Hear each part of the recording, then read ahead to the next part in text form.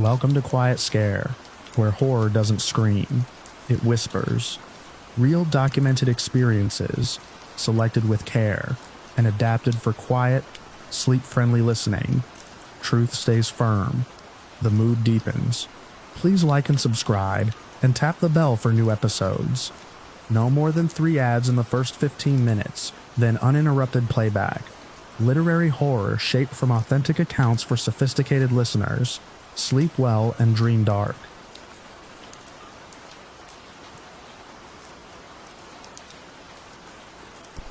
I pulled off the road because the fuel gauge had dropped faster than it should have, the needle dipping past a quarter in a stretch of mountains where I knew better than to trust distance markers.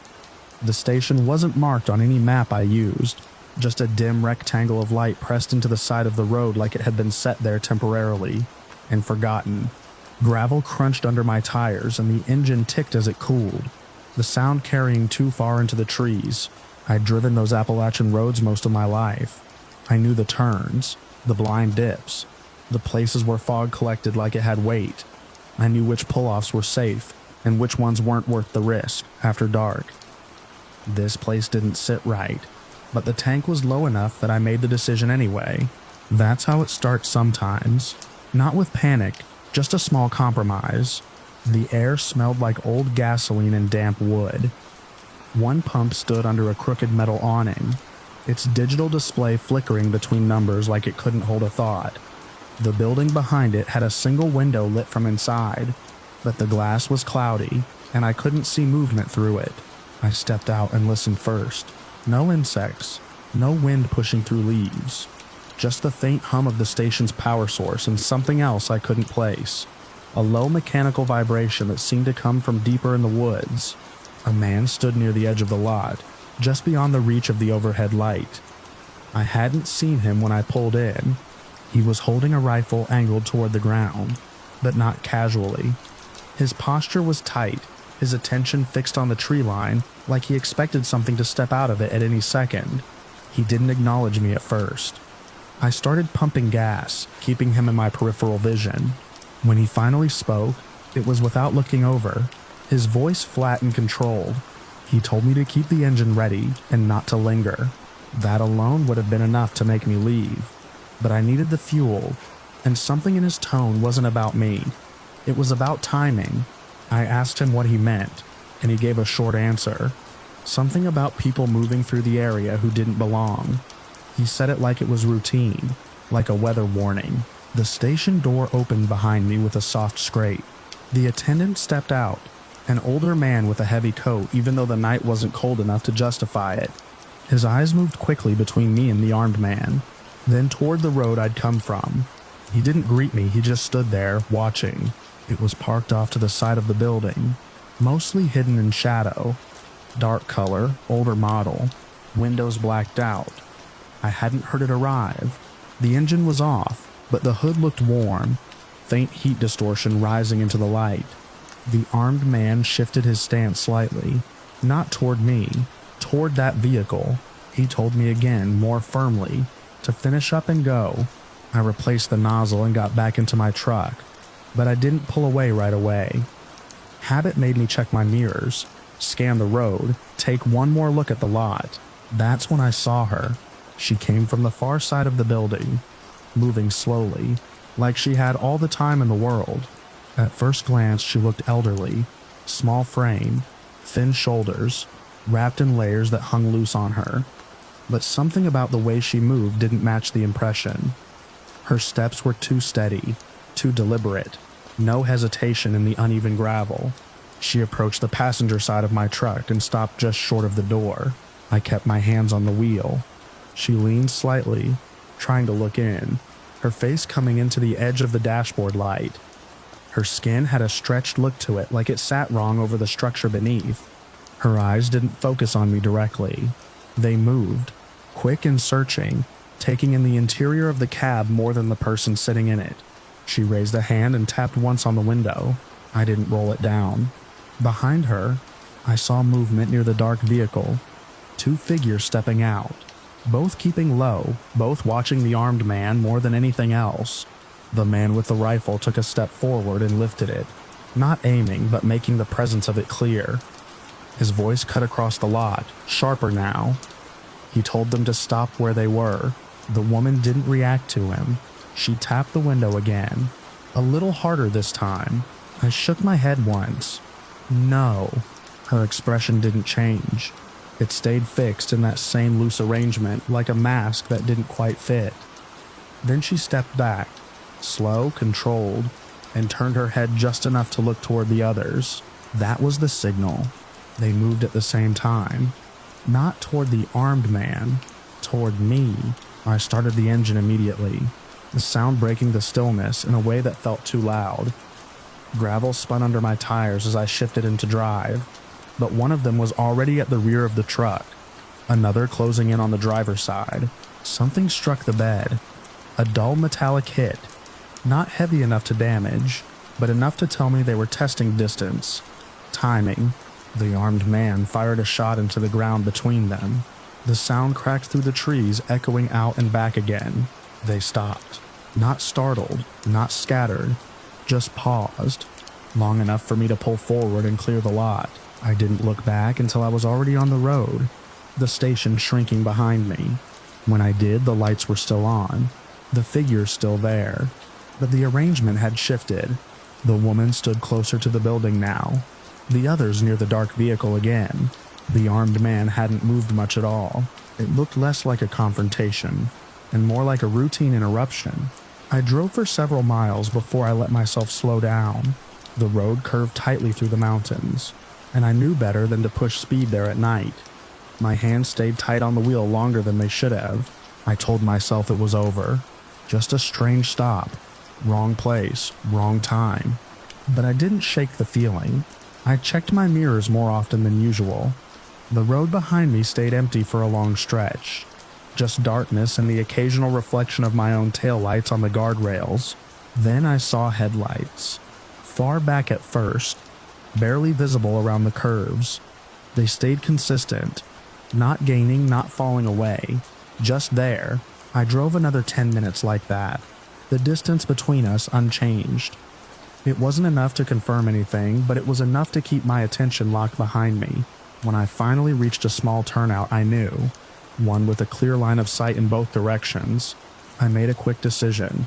I pulled in, killed my lights, and waited. The headlights rounded the bend a minute later. Same dark shape, same low profile. It didn't slow as it passed the turnout.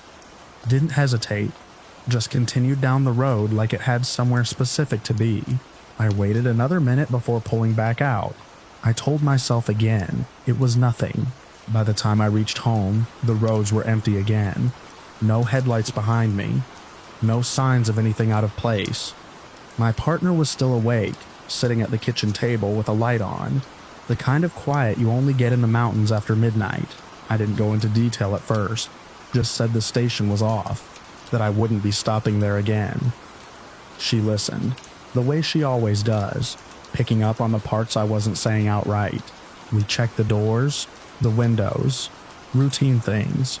I parked the truck where I always did, close to the side of the house, within view of the back window. The night settled in around us. Normal again. Crickets returned. Wind moved through the trees. The kind of sounds that usually meant everything was fine. I went to bed still thinking about the station, about the way the armed man had watched the tree line instead of the people approaching. I don't know how long I slept before the sound woke me. A dull shift. Metal against metal.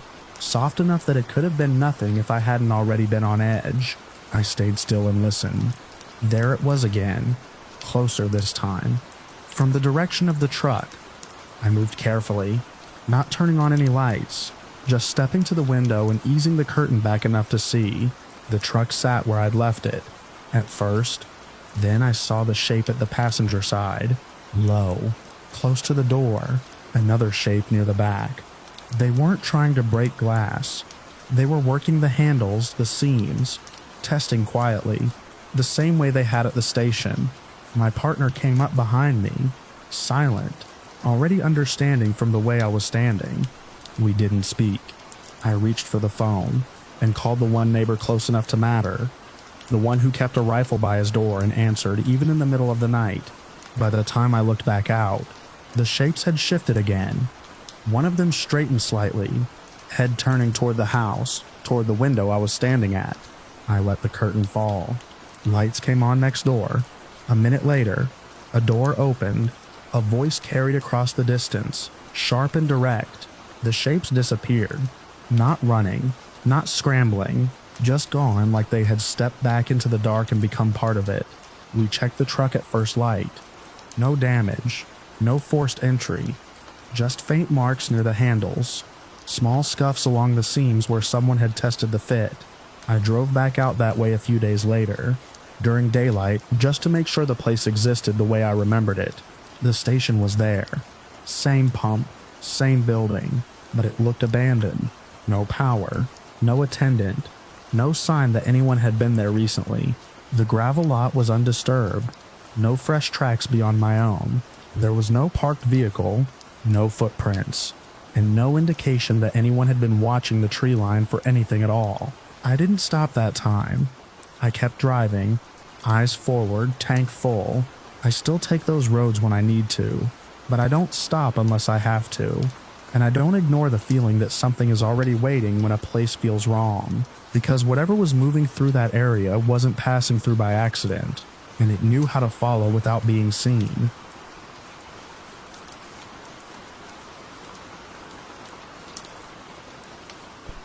I left the main trail in the late afternoon because the map showed a faint spur that paralleled the creek, and I wanted the kind of quiet you only get when you stop hearing other people's boots. I've been hiking solo long enough to know what isolation feels like when it's clean, when it's earned, and that stretch had the right look. Hemlock shade, a narrow ribbon of water cutting through flat rock, and no recent trash or boot prints to suggest traffic. I stepped off onto damp ground and let the forest close behind me. The first thing that didn't sit right was the mud. It was soft along the creek's bend, dark and holding shape. I noticed it because I always do good places to cross, good places to see what's been through. Deer had been there, and something small had traced a line like a drag stick. Then there was a heel, crisp at the back edge, with a faint tread pattern that didn't belong to any animal. A person had stepped down, weight forward, then pushed off toward the water. The print was fresh enough that the rim still had a wet sheen. No leaf litter had settled in it. I stood over it longer than I should have. I don't expect to be alone in a national forest, but I expect to see signs that people move through it in predictable ways. This was off any marked path, down a bank that most hikers avoid, because it slows you and you end up backtracking. The track led to a flat stone at the edge of the creek, and then stopped where the rock took over. No scuffs on the stone, no exit on the far side. I told myself someone had stepped there to fill a bottle, or cool their feet, and then hopped to a different rock out of the mud where I couldn't see. It's the kind of explanation you learn to accept to keep moving. I followed the water upstream, keeping it on my right, stepping over slick roots, and ducking under limbs that bowed low over the bank.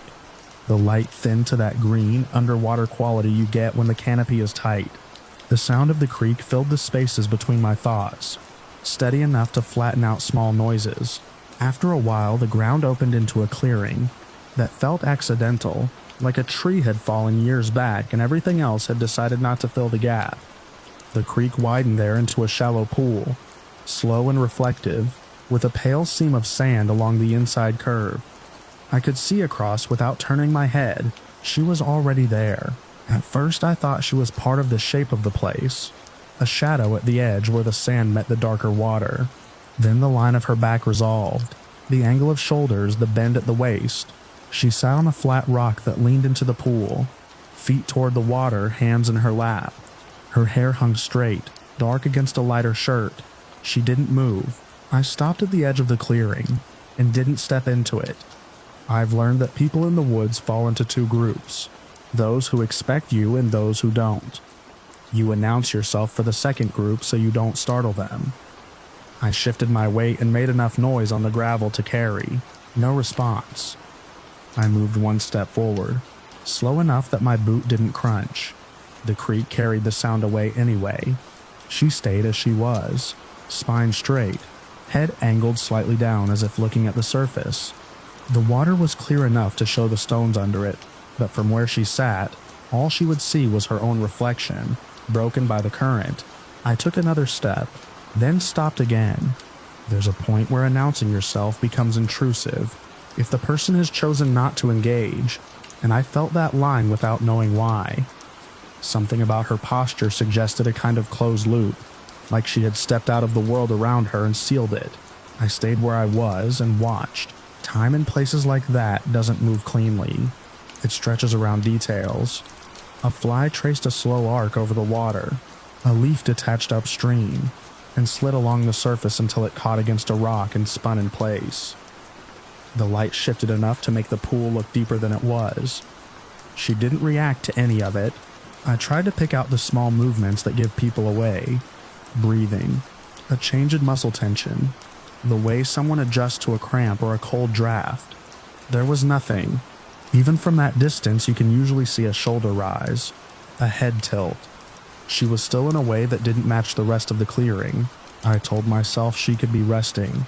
People sit like that when they're tired enough to let their bodies lock in place.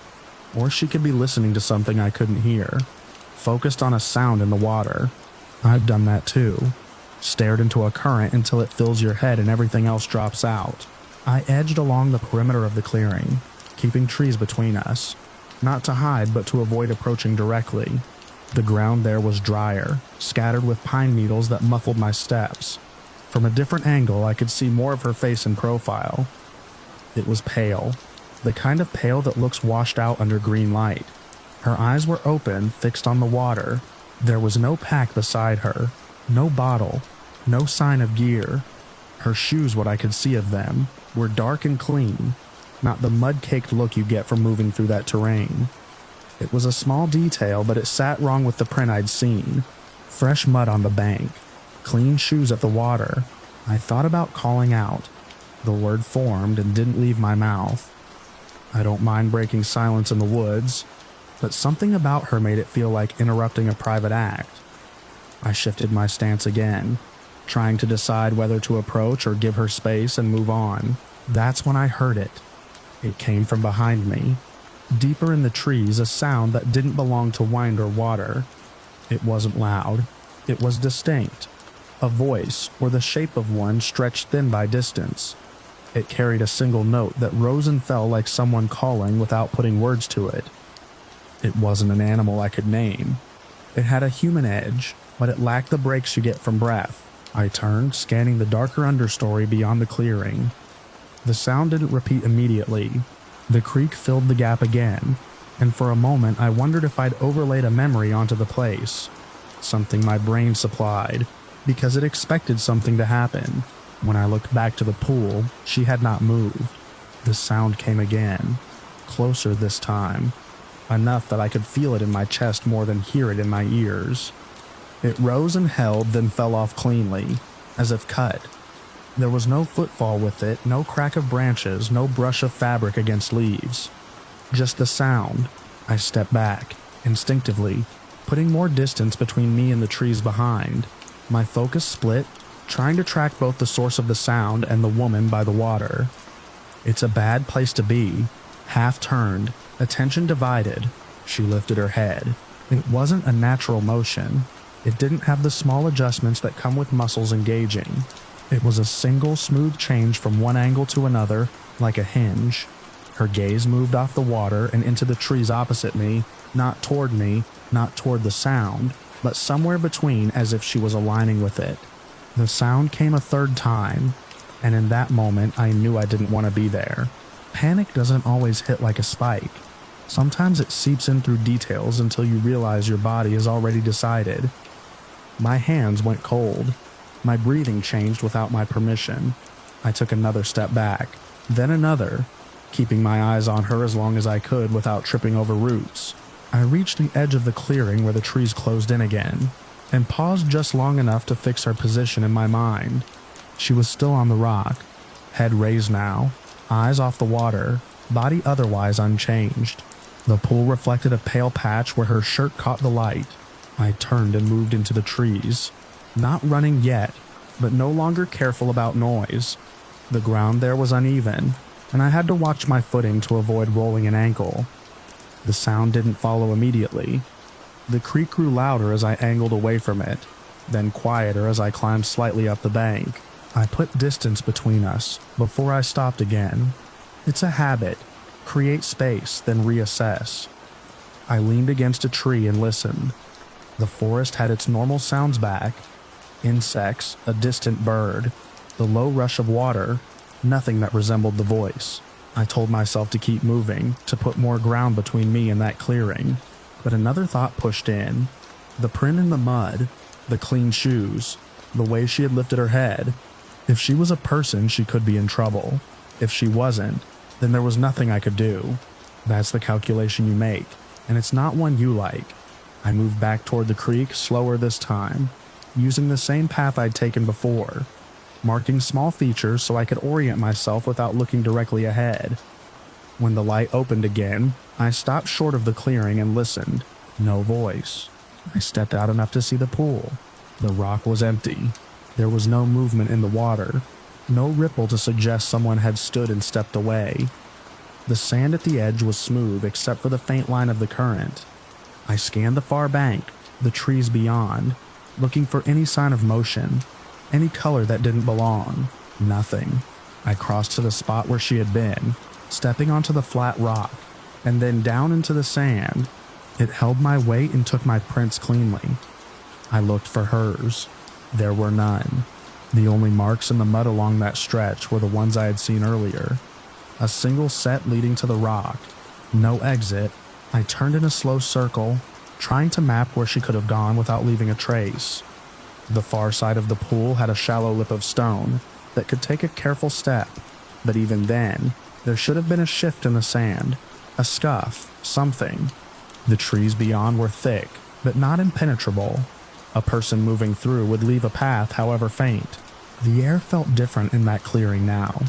Not colder, not warmer, just thin, like the sound had taken something with it when it stopped. I didn't call out.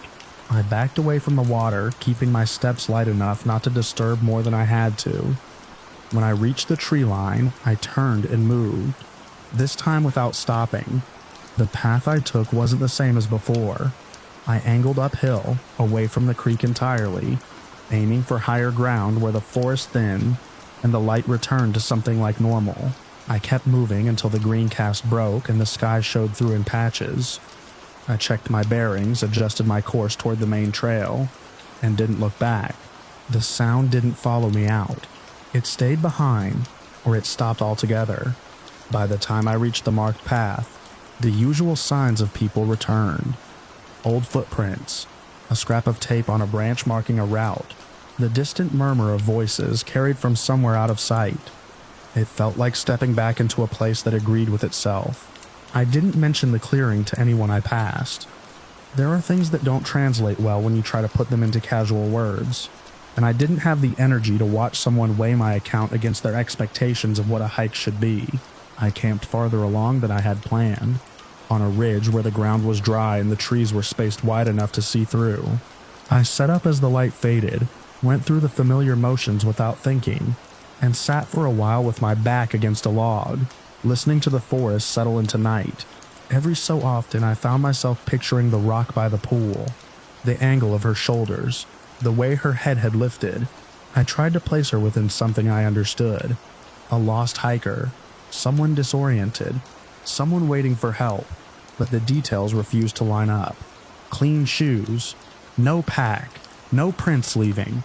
When the dark was complete, the sounds around me changed. The small daytime noises gave way to longer, more deliberate ones. Something moved through the brush at a distance. An owl called once and then again farther off. I kept my headlamp off longer than usual, letting my eyes adjust, not wanting to create a tunnel of light that would make everything outside it invisible. I didn't hear the voice again. Sleep came in short stretches. Each time I woke, I listened before I moved, cataloging what I could hear and what I couldn't. The ridge held its own kind of quiet, one that felt earned, like the isolation I had been looking for at the start. In the morning, I packed early and took the main trail out. The sun cut through the trees in clean lines, and the forest looked ordinary again. At one point, I passed a spur that led down toward the creek, unmarked and narrow. I didn't take it. Back at the trailhead, I cleaned the mud from my boots with a stick, working it out of the treads until the pattern showed again. The print I had seen was still in my mind, the way the heel had pressed in, the direction of travel. I checked the soles of my shoes without thinking, as if they might have changed overnight.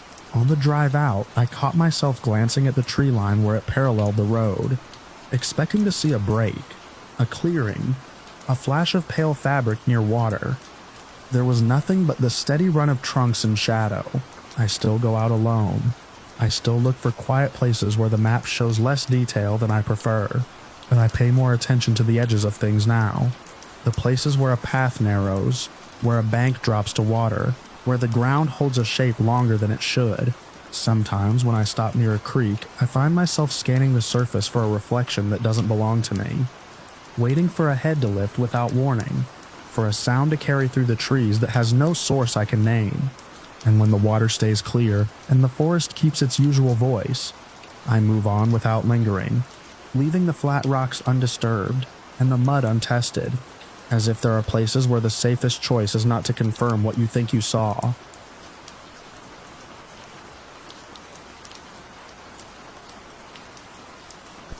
I noticed the lock first because I always checked it twice, the way my grandfather wrote that he used to.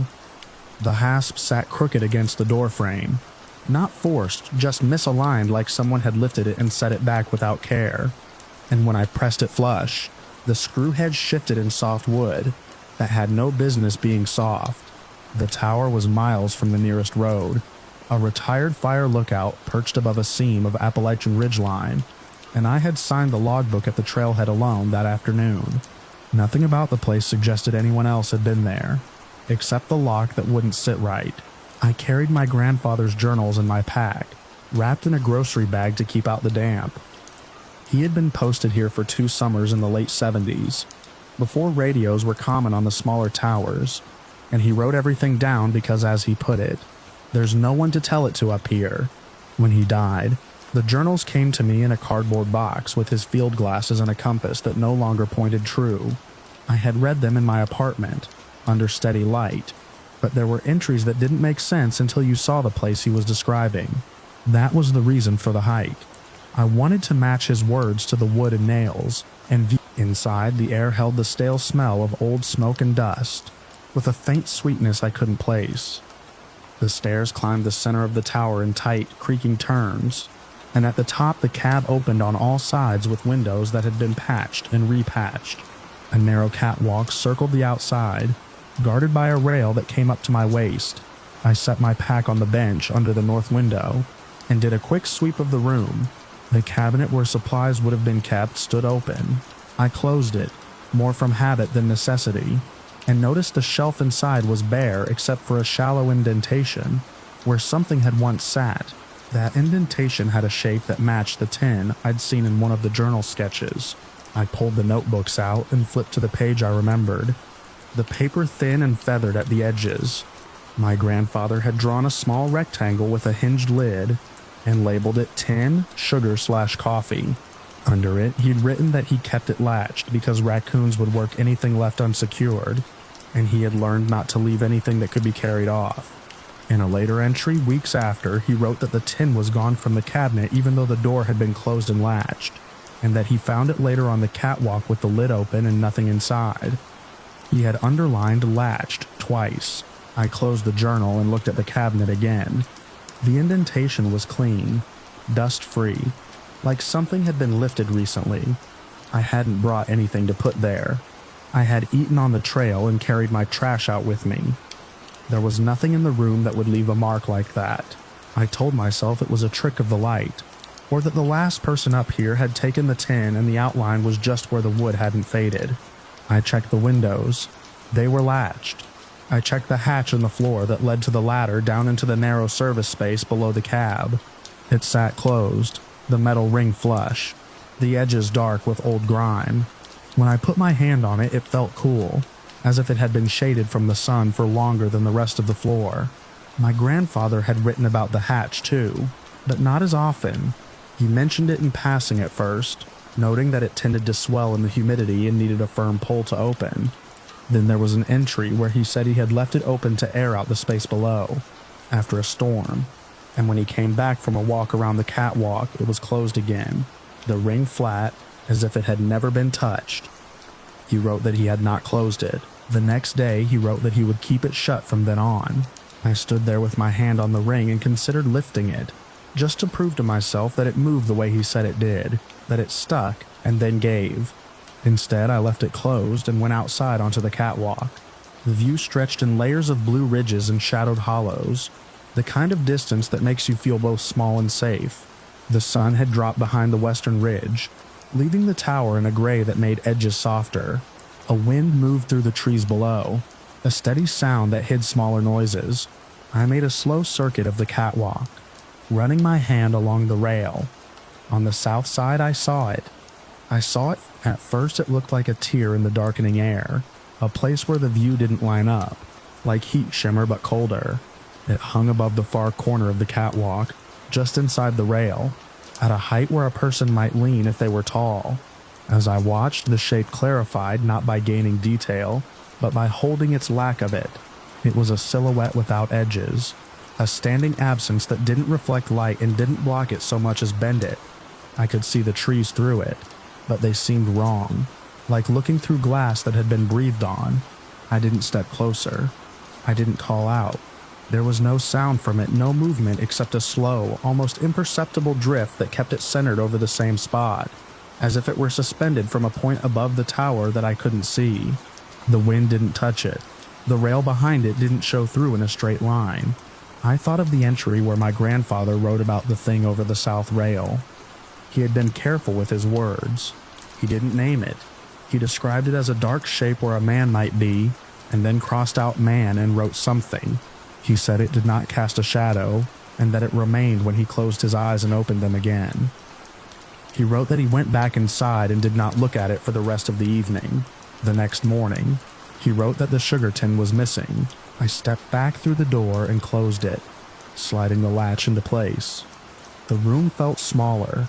The journals sat where I had left them, open to the page with the drawing.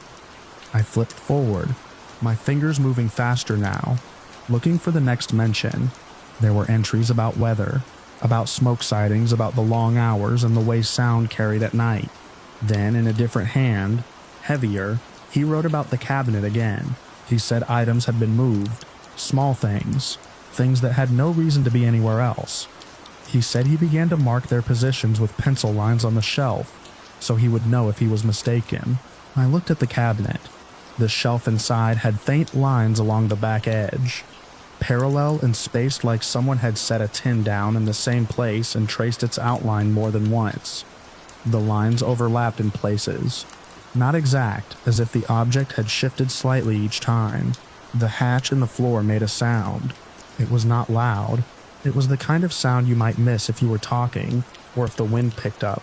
A soft metallic tick, as if something had pressed against the ring from below and let go. I froze, the journal open in my hands. The sound came again, a faint scrape that traveled along the edge of the hatch, testing it. The ring did not lift. It stayed flat. The sound moved to the other side, then stopped. I set the journal down and took a step back from the hatch. The room had gone quiet in a way that felt intentional, as if the wind had dropped away just for this. I could hear my own breathing, and the small movements of the wood as it cooled. The latch on the door behind me was still in place. The windows were still shut. I moved to the cabinet and closed it again, pressing the door until it clicked. It didn't matter. It was something to do with my hands. I glanced at the catwalk through the window on the south side. The shape was still there, unchanged, suspended in the same place. It did not turn, it did not react. It simply remained. In the journal, a few pages later, my grandfather had written about a night when he heard movement below the hatch.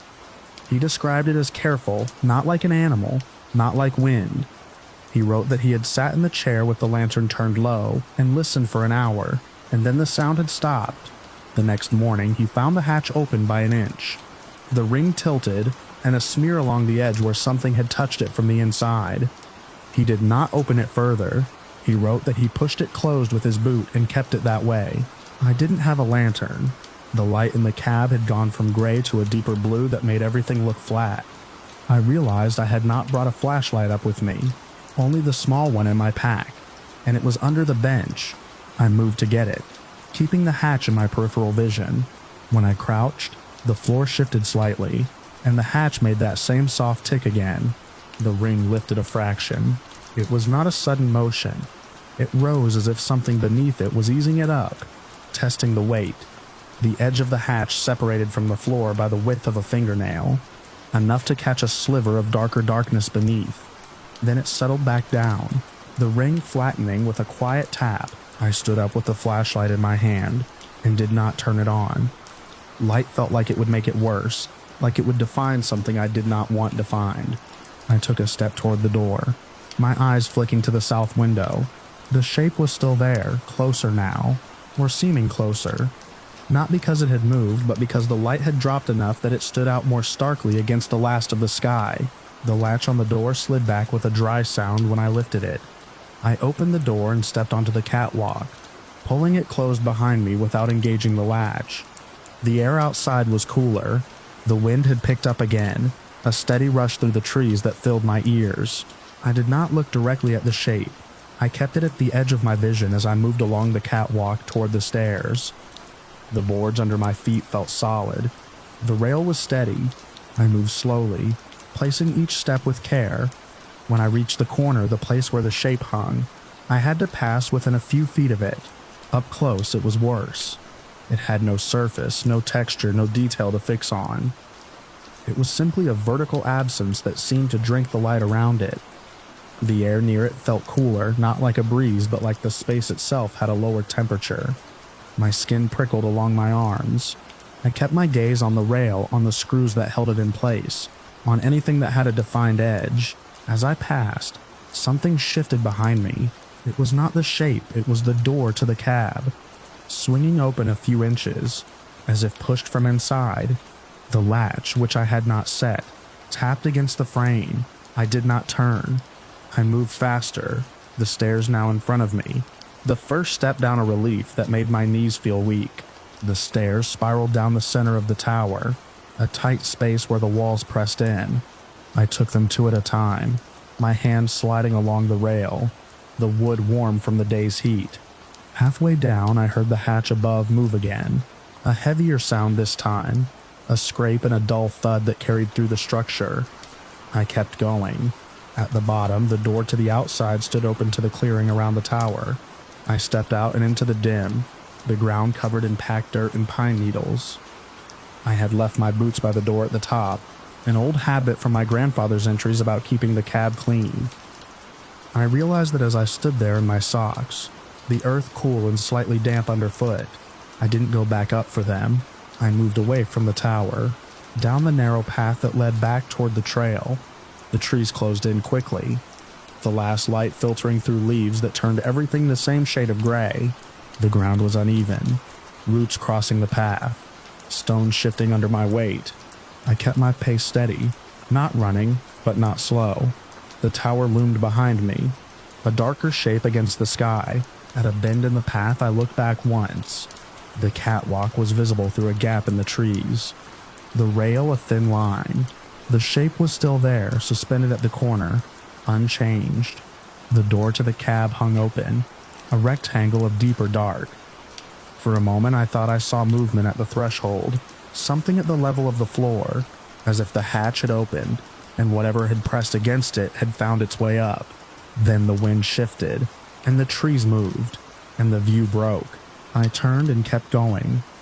The ground rougher now, my socks picking up dirt and needles, small stones pressing into my skin.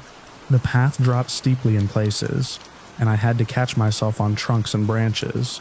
The sound of the wind followed me, constant, and under it, once, I thought I heard a faint metallic tick, like a ring settling flat. I reached the trailhead after full dark, the sign a pale shape in my flashlight beam. The logbook lay open in its box. My name was the only one on the page for that day. I did not add a timeout. I did not write anything else. Back in my apartment, I laid the journals out on the table and went to the last pages. My grandfather's handwriting had changed. Tighter, the lines pressed deeper into the paper.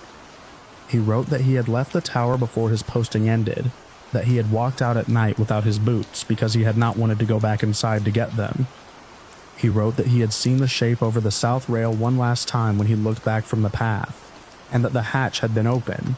The last line he wrote on the last page was underlined once. The pen pressed hard enough to tear the paper. Left the boots. I went to the closet and looked at my own boots, still clean from the hike up, still by the door where I had left them. There was a fine line of dirt along the sole of one, a line that matched the width of the catwalk boards, as if it had been set down on them after I had gone. I did not go back to the tower. I did not take the journals out again for a long time. When I finally did, there was a new mark on the inside of the cabinet sketch, a faint line that had not been there before, as if something had been set down and lifted, until the wood remembered it. I keep the journals wrapped now, the grocery bag replaced with a sealed box.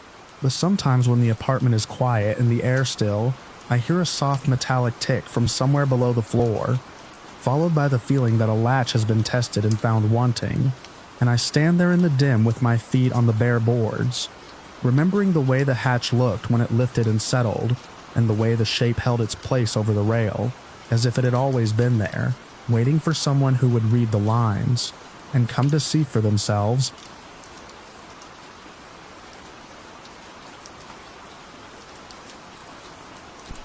I remember checking my watch because I didn't like how quiet the ridge had gotten.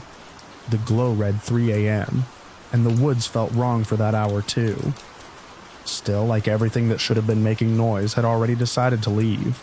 We'd chosen that section of trail on purpose. Earlier that night, the main shelter had been crowded, voices carrying through the trees, too many strangers for my taste. I've spent enough nights out to know when a place feels off, and that shelter felt off. So we pushed on, the three of us looking for somewhere quieter. We found a narrow side path that wasn't on the map, more of a game trail than anything official, and it led us down into a shallow clearing ringed with dense brush.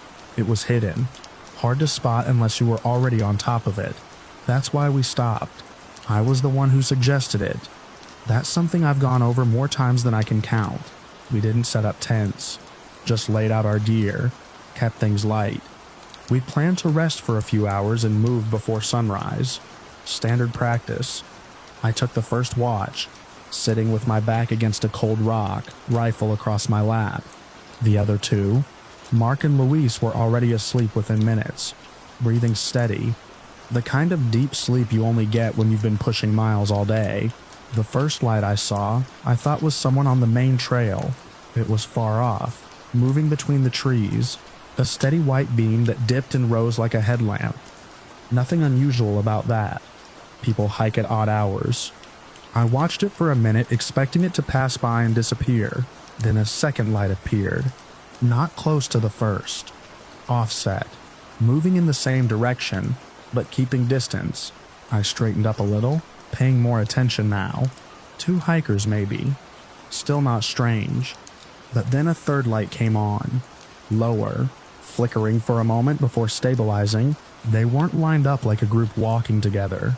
They were spaced out. I kept watching. My ears started picking up things I hadn't noticed before. Faint crunches underfoot, branches shifting, not in a straight line but spread across a wider area. The lights moved in a pattern that didn't match a trail. They drifted, angled, adjusted like they were keeping track of something, or someone. I reached over and nudged Mark's boot with mine. He stirred, not fully awake but alert enough when he saw my posture. I didn't say anything right away. I just pointed. He followed my line of sight. I saw the moment he understood something wasn't right. His shoulders tensed. Luis woke next, quieter than either of us, already reaching for his pack before his eyes were fully open. We stayed low, no sudden movements. I turned off our small lantern and let the darkness settle in around us. The only light now came from those distant beams weaving through the trees. They were closer than before. There's a difference between hikers passing through and people searching. I've seen both. This wasn't casual movement. The spacing tightened, then widened again, like they were adjusting positions.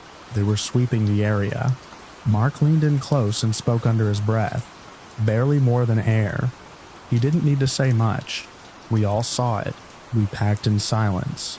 No snapping buckles. No unnecessary movement. Just hands working by feel. Gear sliding into place. I kept my eyes on those lights the whole time. They never stopped moving. At one point, one of them paused. The beam steadied, angled downward like it had found something on the ground. Then it tilted up slowly, scanning, right toward us. I felt it before I confirmed it. Just a shift in my chest, a tightening.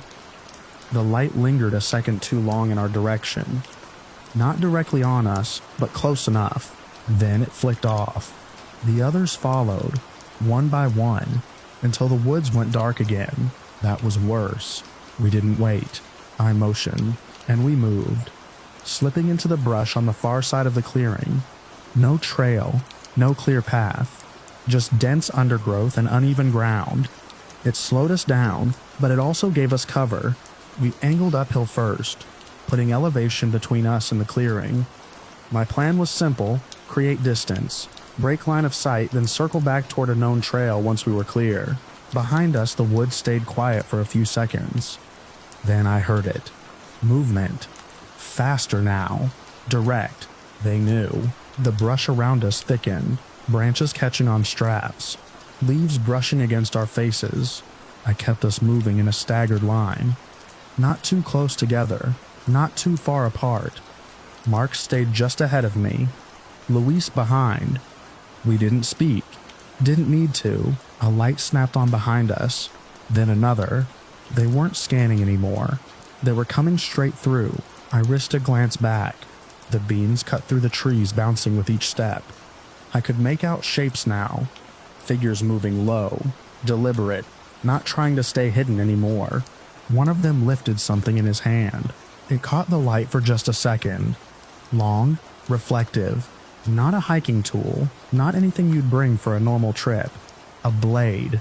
I slowed just enough to bring the rifle up. My heart was steady, which surprised me. Training does that. It takes the edge off panic, replaces it with something more focused. I didn't aim at anyone directly. I angled it upward toward a clear patch above the trees. Then I fired. The shot cracked through the forest, louder than anything else in that moment. It echoed off the ridge, rolling outward, breaking the silence in a way nothing else could. Everything stopped. The lights froze. The movement halted. For a second, the woods held its breath. Then the light shifted again. Slower this time. More cautious. They didn't retreat. That told me everything I needed to know. We moved again. Faster now. No more careful steps. We pushed through the brush, accepting the noise, the scratches, the uneven ground. The terrain dipped suddenly, dropping into a shallow ravine choked with fallen branches and slick stones. We slid down more than climbed, catching ourselves on roots, boots slipping. Behind us, the lights followed, not as fast as before, but steady, persistent. They weren't giving up. We crossed the ravine and started up the other side. My legs burned, lungs pulling in cold air that tasted like damp earth and leaves. I kept checking our direction, making sure we didn't veer too far off course. Without a trail, it's easy to lose your sense of orientation. At the top, we paused just long enough to listen. The lights reached the ravine. I could see them scatter slightly, picking their way down, maintaining that spacing. Coordinated, controlled. This wasn't random. We pushed on again, angling toward what I knew should be a ridgeline that intersected with an old logging road. If we could reach that, we'd have clearer ground, better movement. The forest thinned slightly as we climbed, the brush giving way to taller trees with less undergrowth. Our pace improved, the ground leveled out. I risked another look back. The lights were farther now, but still there, still tracking. One of them swung wide, cutting off to the side, trying to flank. I adjusted our path immediately, veering away, keeping them all in one general direction behind us. We weren't being chased by something confused. We were being tracked by people who knew how to move out here. The ridge came into view as a darker line against the sky. We reached it and followed it east, boots hitting firmer ground. The trees spaced out more, giving us better visibility and better exposure. The lights below us shifted again, adjusting to our new position. They climbed, slower now, but deliberate. I stopped just long enough to fire another shot, this time lower into the ground ahead of them. Not to hit, just to send a message. The sound carried. Again. They paused. But again. They didn't leave. We kept moving. It took longer than I expected to find the logging road. Every minute stretched. Every sound behind us kept us on edge. When we finally broke through the last line of trees and hit that wide dirt path, it felt like stepping into a different world. Open. Clear. We didn't stop. We followed it downhill, fast but controlled, putting as much distance as we could between us and that ridge. After a while, the lights disappeared. Not all at once. One by one, they faded, until the darkness behind us was just darkness again. We didn't trust it. We kept going until the sky started to lighten at the edges. That early gray that comes before dawn. Only then did we slow, finally stopping near a bend where the road met a marked trail. We didn't speak much. There wasn't anything to say that would change what had happened. We made it out that morning, reached the trailhead without seeing anyone else. No signs of those lights. No footprints we could clearly distinguish from our own by that point. But I know what I saw. Multiple lights moving in formation. People carrying blades in the dark. A group that didn't turn away even after warning shots. We left that area and didn't go back. Every time I check my watch in the woods now, I think about that exact moment. The stillness, the way the lights appeared, and how choosing to avoid one crowded place led us straight into something far worse. The clearing we used is probably still there, hidden and quiet, waiting for the next group that thinks they've found a better spot off the trail. Somewhere no one else would think to look. Somewhere the trees close in just enough to make you feel safe until you realize you're not alone.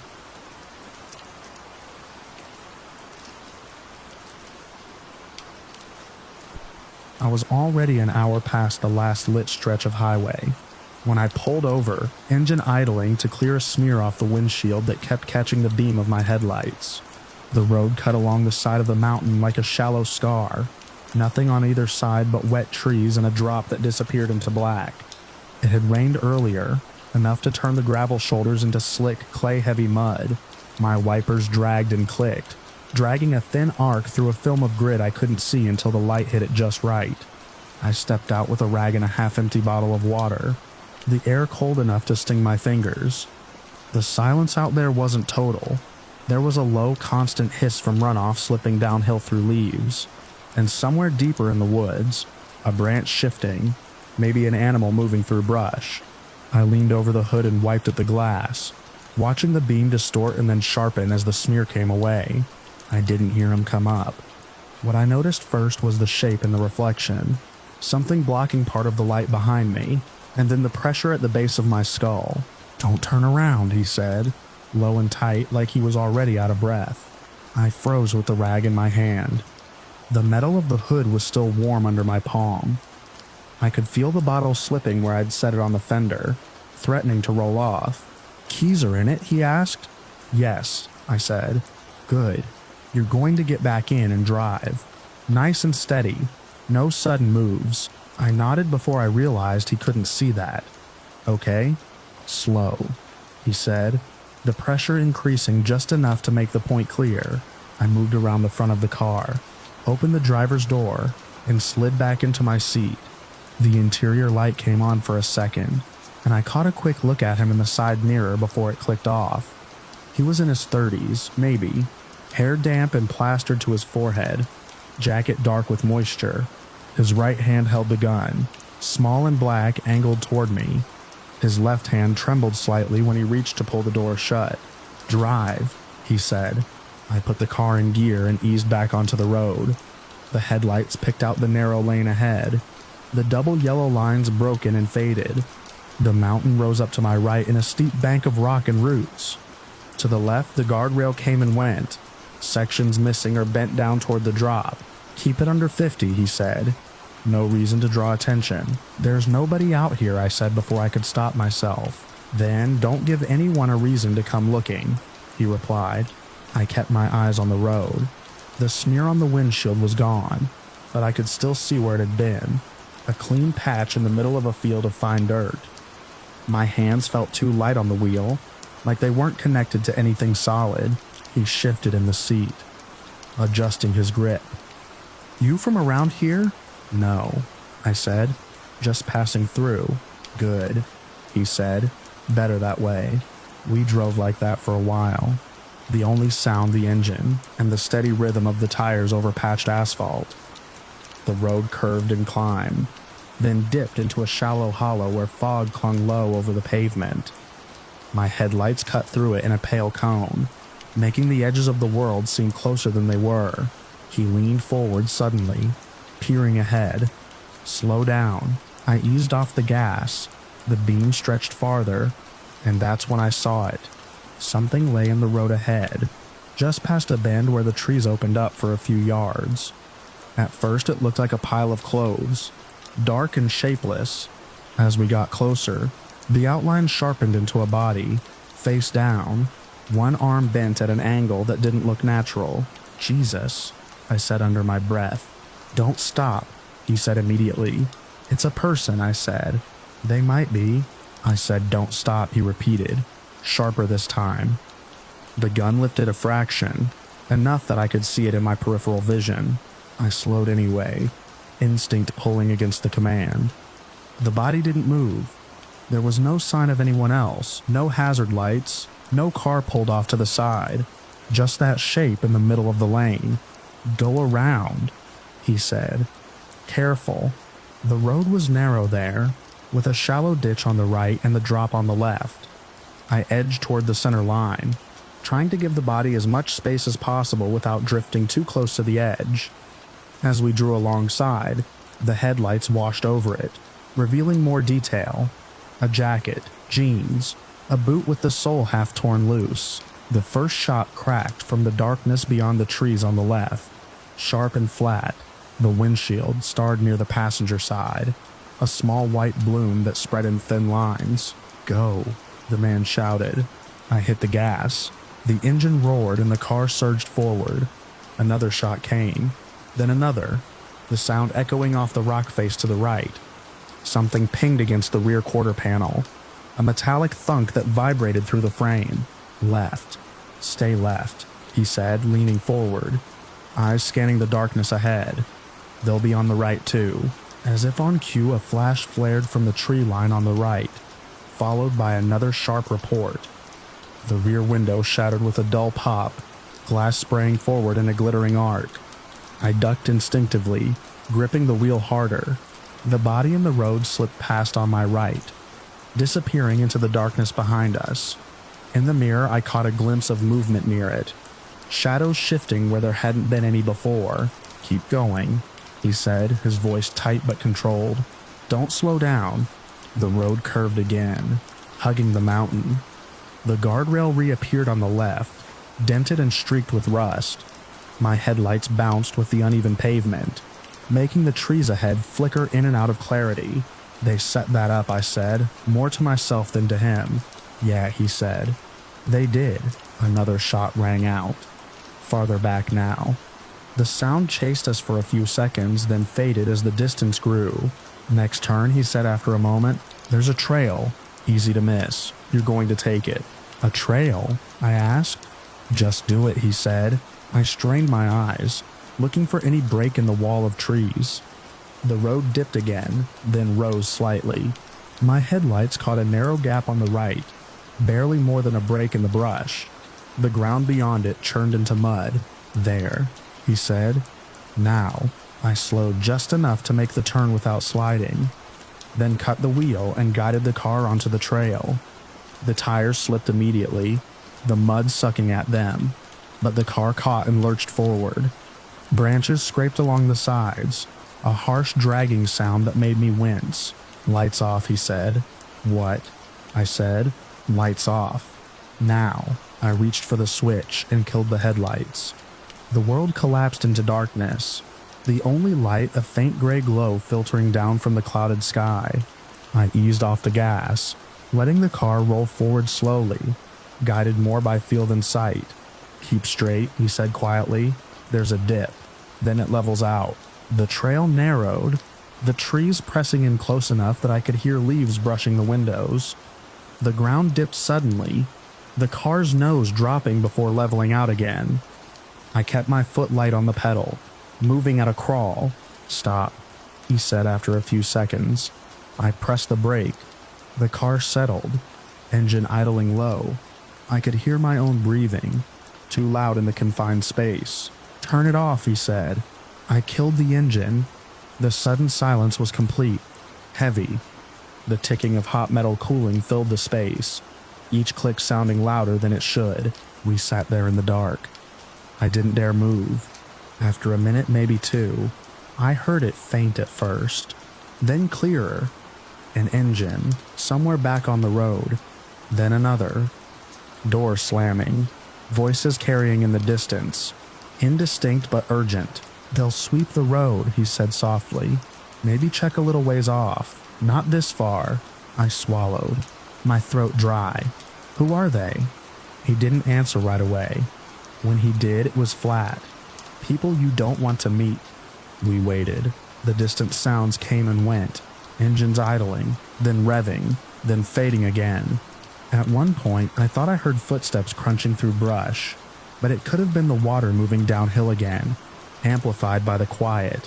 Time stretched, without the lights, without any reference. It was hard to tell how long we'd been sitting there. My hands had gone numb where they rested on the wheel. "Okay," he said finally. "We'll give it a little more, then we'll move." "Move where?" I asked.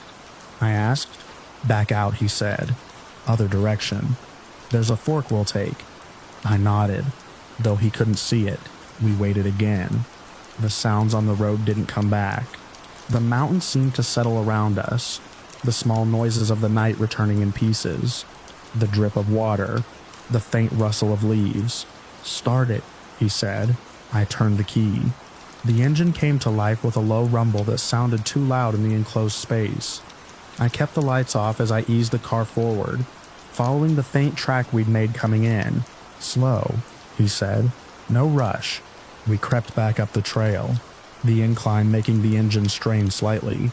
When we reached the point where it met the road, he held up a hand. "Wait," he said. I stopped just short of the edge. He leaned forward, peering out into the darkness. "Clear," he said after a moment. "Left." I turned onto the road, this time heading in the opposite direction from where we'd been going. I flicked the headlights back on, the beam illuminating the empty stretch ahead. There was no sign of the body, no sign of the people who had been there minutes before. "Keep going," he said. We drove for a long time without speaking. The road wound down the mountain, the trees thinning slightly as we lost elevation. The sky ahead took on a faint hint of gray, the first suggestion of morning. "Up ahead," he said eventually. "There's a turnout, you'll drop me there." I nodded. The turnout appeared as a widening of the shoulder near a bend, a patch of gravel and dirt, with a rusted sign that had long since lost its lettering. I pulled in and stopped. He sat for a second, then lowered the gun. "You did good," he said. "Better than most would have." I didn't respond. He opened the door, then paused. "Stay here for a bit after I'm gone. Then keep driving, don't stop for anything." He stepped out into the dim light, closing the door quietly behind him. I watched him in the mirror as he moved away from the car, his figure blending into the trees within a few steps. I sat there, engine idling, watching the spot where he disappeared. The sky grew lighter by degrees, the shapes of the trees becoming clearer, less like a wall and more like individual trunks and branches. After a while, I shifted the car into gear and pulled back onto the road. The mountain seemed different in the daylight, less oppressive, but the memory of the night clung to it like a shadow that didn't quite fade. Miles later, when I stopped at a gas station on the edge of a small town, I got out and walked around the car. The damage was worse than I'd thought. Cracked windshield, shattered rear glass, dents along the side where something had struck it. Inside, the clerk glanced at the car, then at me, but didn't ask anything. I paid in cash and left. I didn't report it. I didn't tell anyone what had happened. There wasn't anything I could say that would make it make sense. Not without drawing attention I didn't want. Sometimes, driving at night, I think about that stretch of road. The way the body lay just so. The way the shots came from both sides at once. The way the trail seemed to appear exactly when it needed to. I think about how close I came to stopping, to stepping out again into that dark with nothing but a rag in my hand. And I think about the man who pressed a gun to my head and then guided me past something worse. Like he knew that road in a way I never will. Like he'd seen it all before and was just trying to get through it one more time.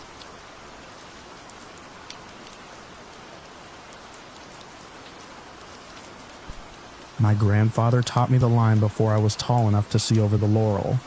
And I remember the way his boot heel stopped just short of it, like there was a drop nobody else could see. The ground didn't look any different. Same brown needles, same gray stones, same smell of damp leaf rot and iron. But he'd lift his chin toward the slope and tell me that beyond that point, the mountain kept its own order, and ours didn't count. I learned the path by habit and by warning, the way you learn not to lean on a loose railing or not to step on ice that looks clear. It wasn't fear so much as practice. We lived in a hollow that kept the light late and the fog longer. Houses sat low and apart, with narrow drives that turned to mud if you didn't keep gravel down. There were places you didn't go because nobody went there. The ridge above our place had one of those places.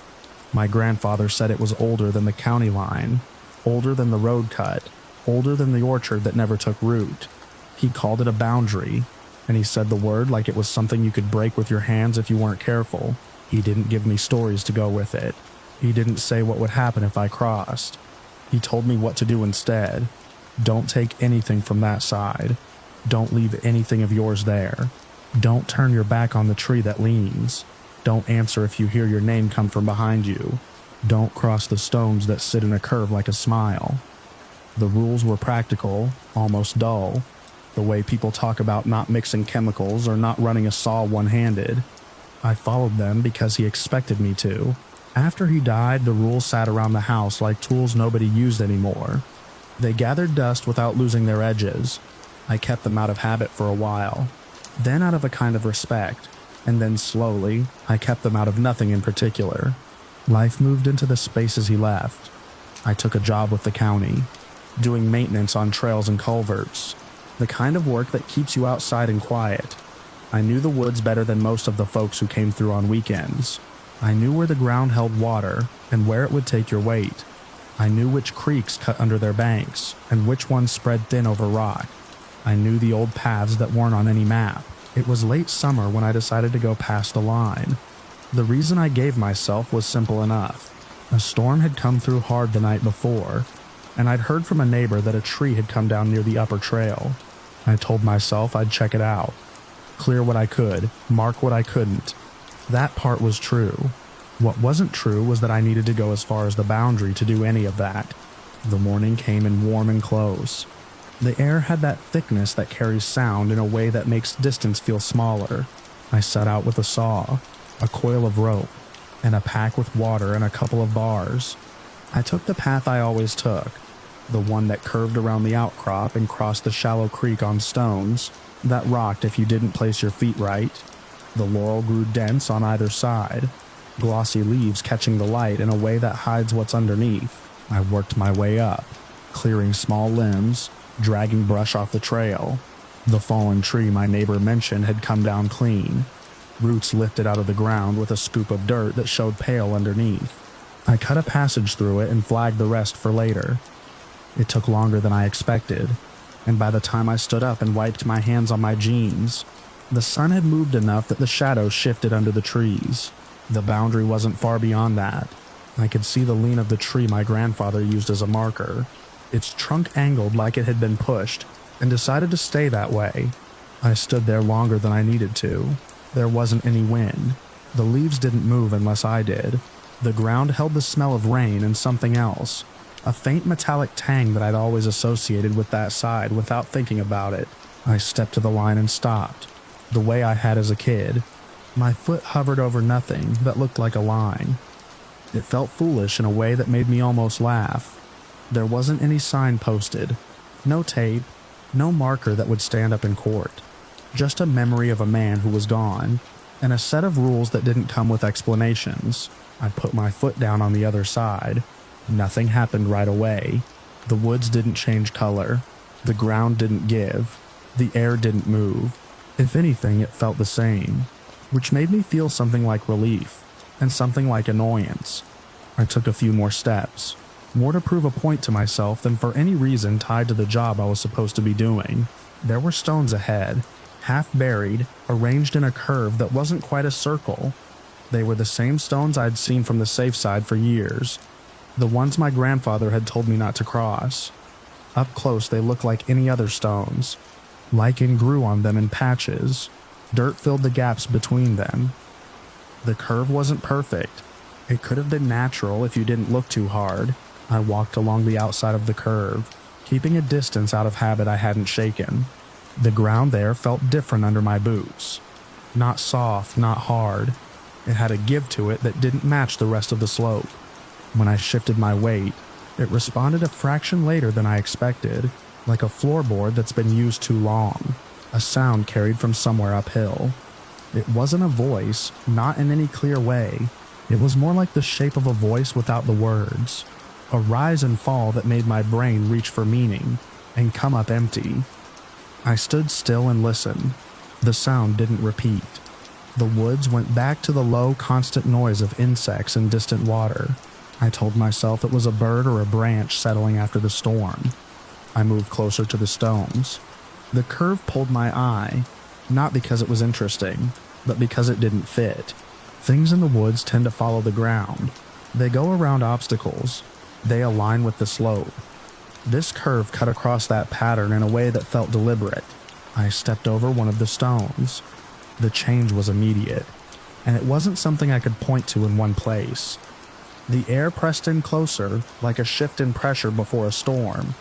But without the wind that usually comes with it, the smell sharpened. That faint metal note came forward, clean and thin like cold water over rock.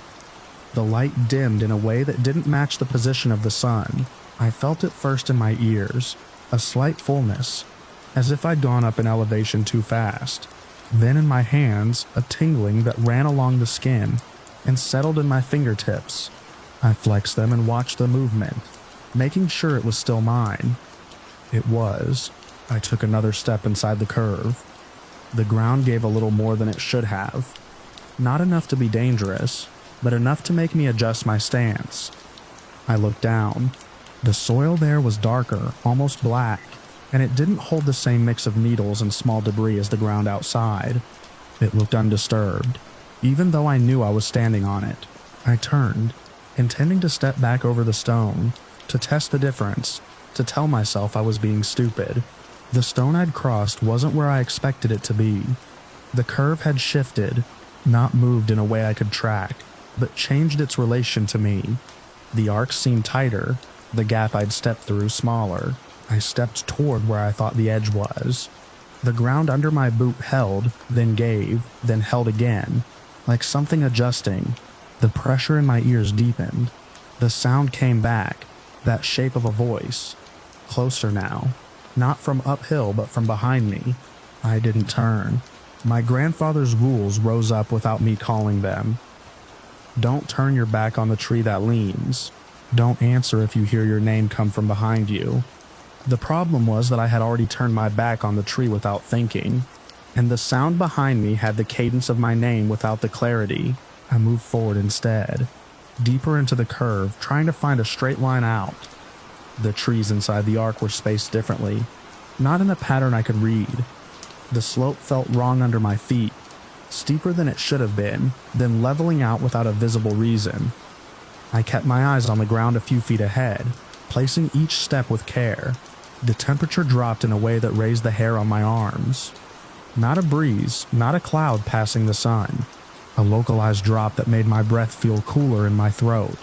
The metallic smell intensified. I tasted it when I swallowed. I heard movement to my right. a shift in leaves that matched my pace. I stopped. It stopped. I started again. It started again. The sound wasn't heavy. It didn't break branches or snap twigs. It brushed, slid, kept time without revealing weight. I angled left, trying to break whatever line it had on me. The ground dipped unexpectedly. My foot slid half an inch and caught. I put a hand out and felt bark, rough and dry. I looked up and saw the leaning tree. Its trunk angled in a way that should have been on the other side of me. For a moment, everything lined up in a way that made no sense. The tree was both where it should have been and not. The curve of stones was behind me and ahead of me, the arc repeating in a way that didn't add up. The sound behind me pressed closer, resolving just enough to suggest a human throat without forming a word. I forced myself to breathe evenly. Panic would make me move wrong. I chose a direction that felt like down, based on the slope under my feet and the pull in my calves. I moved that way, steady, ignoring the urge to turn around. The pressure in my ears eased a fraction, then returned. The temperature wavered. The smell stayed constant. The ground's give became more pronounced, like walking on a layer that didn't belong to the soil beneath it. I saw a break ahead, a lighter patch where the trees thinned. I aimed for it. The sound to my right kept pace, then lagged, then moved ahead. It didn't cross my path. It stayed just out of sight, maintaining a position that felt intentional. I reached the lighter patch and stepped through. The change was as abrupt as when I'd crossed into the curve. The air loosened. The pressure in my ears dropped. The temperature rose back to the warm, close feel of the day. The metallic smell faded to the background. The ground under my boots became the familiar mix of needles and dirt that held firm when I tested it. I turned then, breaking the rule I'd already broken. The stones were there, in a curve that looked exactly like it had from the outside. The leaning tree stood where it should have been, marking the boundary I had crossed. There was no second arc, no shifting, no sign of anything that had followed me. I stood there longer than I should have, trying to match what I'd experienced with what I could see. The woods offered nothing back. A breeze moved through the leaves, the first I'd felt since stepping past the line. It sounded ordinary. I stepped away from the stones and didn't look back again. I went down the trail I knew, past the fallen tree I'd cut, past the creek, back to the hollow where the light lingered and the fog settled. I washed my hands at the sink and watched the water run clear, then darker, then clear again as the dirt lifted from my skin. That night, the house held heat longer than usual. The walls seemed to keep the day inside them. I lay in bed and listened to the sounds I'd always known. The distant hum of a truck on the road, the creak of the porch as it cooled, the low murmur of insects outside the window. They layered in a way that should have been comforting. Sometime after midnight, the sound came back. Not from the woods this time, but from the hallway outside my room.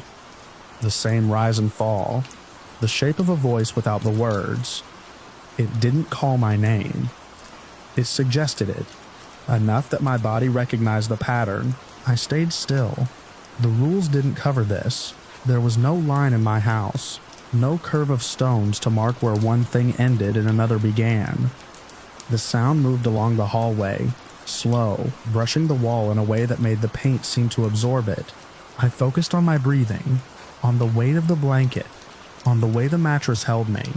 The sound paused outside my door. The knob didn't turn. The floor didn't creak under a step. The air in the room cooled by a degree that I felt more than measured. The sound shifted, receding down the hall, then fading into the general noise of the night. It didn't return before morning. I got up at first light and went outside. The hollow looked the same as it always had. The path up the ridge cut through the trees in a line I could follow with my eyes. The leaning tree was visible from a certain angle, a mark against the sky that told me exactly where the boundary sat. I stood there and felt the pull to go back, to check, to prove to myself that what I'd experienced could be mapped and understood. The urge had a practical face. It told me I should mark the stones, put up a sign, keep other people from wandering into something they didn't know how to read. I didn't go. I turned away and went about my day, fixing a section of fence, checking a culvert, doing the work that kept the place running in small, necessary ways. By evening, the metallic smell had settled into something I only noticed when I thought about it. The tingling in my hands had faded. The pressure in my ears was gone. The world fit itself back into the shapes I expected. I kept the rules again after that. Not out of respect this time, but out of recognition. The boundary existed whether I honored it or not. It didn't need me to believe in it to respond. Sometimes, when the air sits heavy and the light holds longer than it should, I stand at the edge of the yard and look up at the ridge. The leaning tree marks the place like it always has. The stones are invisible from where I stand, but I know the curve they make. On those evenings, the woods carry sound in a way that compresses distance. A branch settling can seem close when it isn't. A bird can make a call that suggests a voice if you're already thinking about it. I tell myself that, and most of the time it's enough. Every so often, though, I hear that shape again. Not from the ridge, but from just behind me. As if the line I crossed didn't stay where it was supposed to. As if it found a way to come back with me and set itself down in places that never had it before. I don't turn when it happens. I don't answer. I stand still and let it pass, feeling the air tighten and loosen around me, waiting for the ordinary sounds to return and cover it up. I haven't been back to the stones. I haven't tested the edge again. The work I do keeps me on the safe side of the line, where the ground holds and the rules are the kind you can see and measure. I keep my eyes on the path, on the next step, on the things that can be fixed with tools and time. But the boundary doesn't feel as fixed as it used to. It feels like something that can shift a few inches at a time, quiet and patient, until it sits where you don't expect it. I notice it in small ways now, in the way a room cools for no reason, in the way a sound resolves just enough to suggest a word and then falls away. I keep moving when that happens. I don't stop to listen. I don't look for the source.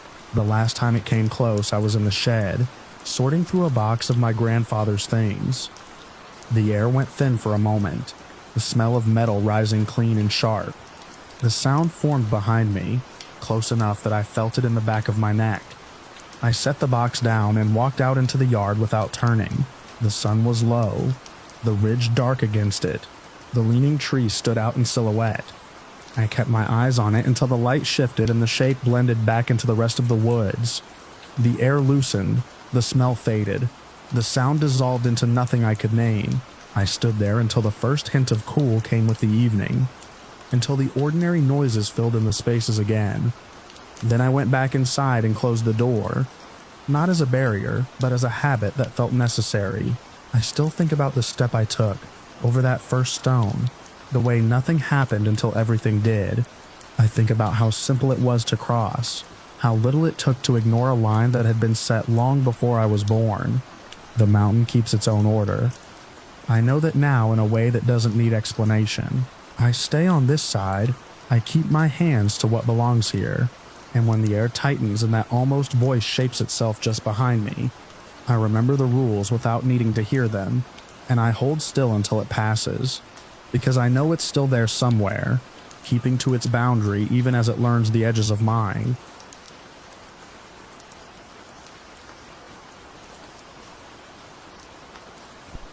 I lost my signal just past the last guardrail where the asphalt narrowed into a shelf road, and the fog pressed down like a lid. The map on my phone froze with a blue arrow pointed into a blank gray field, then jittered, then vanished. I remember glancing at the battery icon still more than half, and thinking it was a glitch I could ride out if I kept moving. I had been following a route a friend sent me, a shortcut across a high pass that would shave an hour off the drive. I trusted it because everything I do runs through a screen. I don't carry paper maps. I don't mark turns with landmarks. I watch the arrow and listen for the next instruction.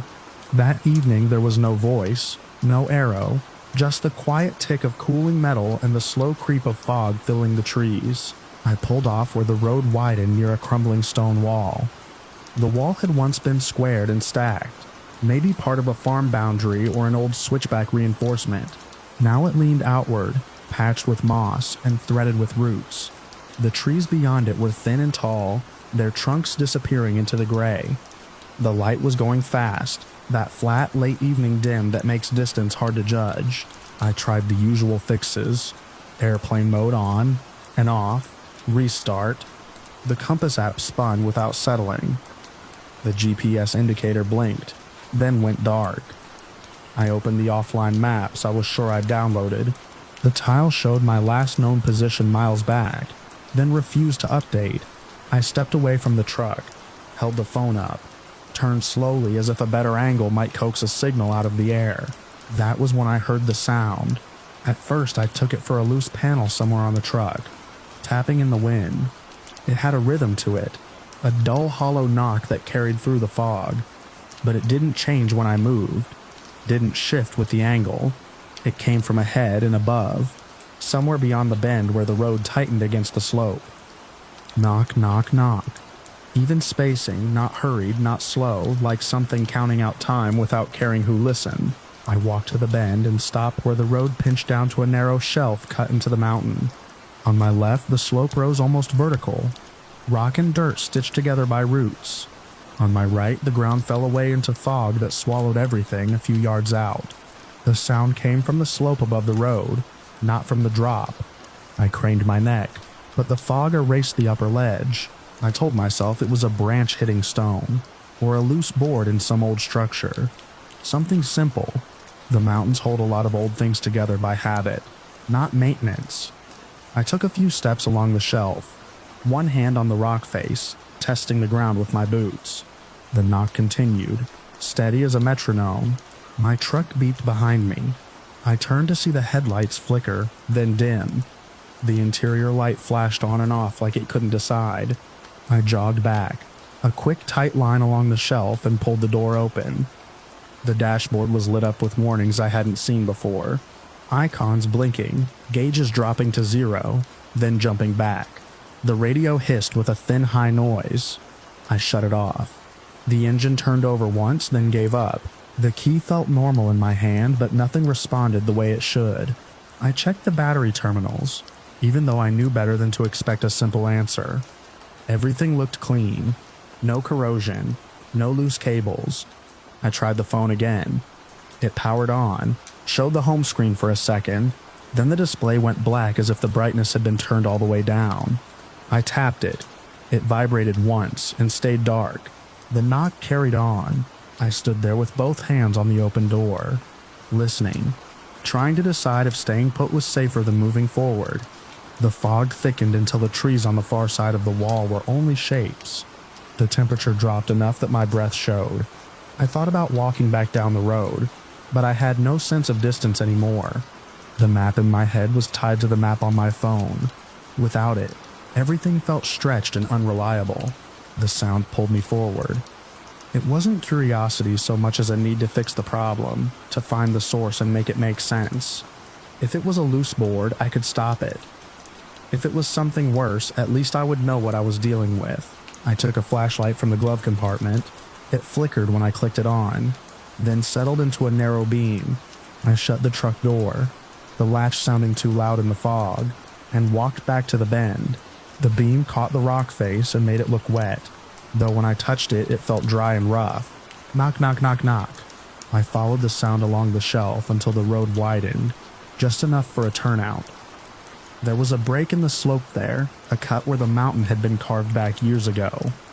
Above it, maybe 10 or 15 feet up, I saw the outline of a ledge. The fog thinned just enough to show a darker shape, set into the rock. I angled the flashlight up. The beam caught the edge of a structure. Wood, gray with age, half collapsed into the slope. It looked like a small outbuilding, maybe a shed or a lookout.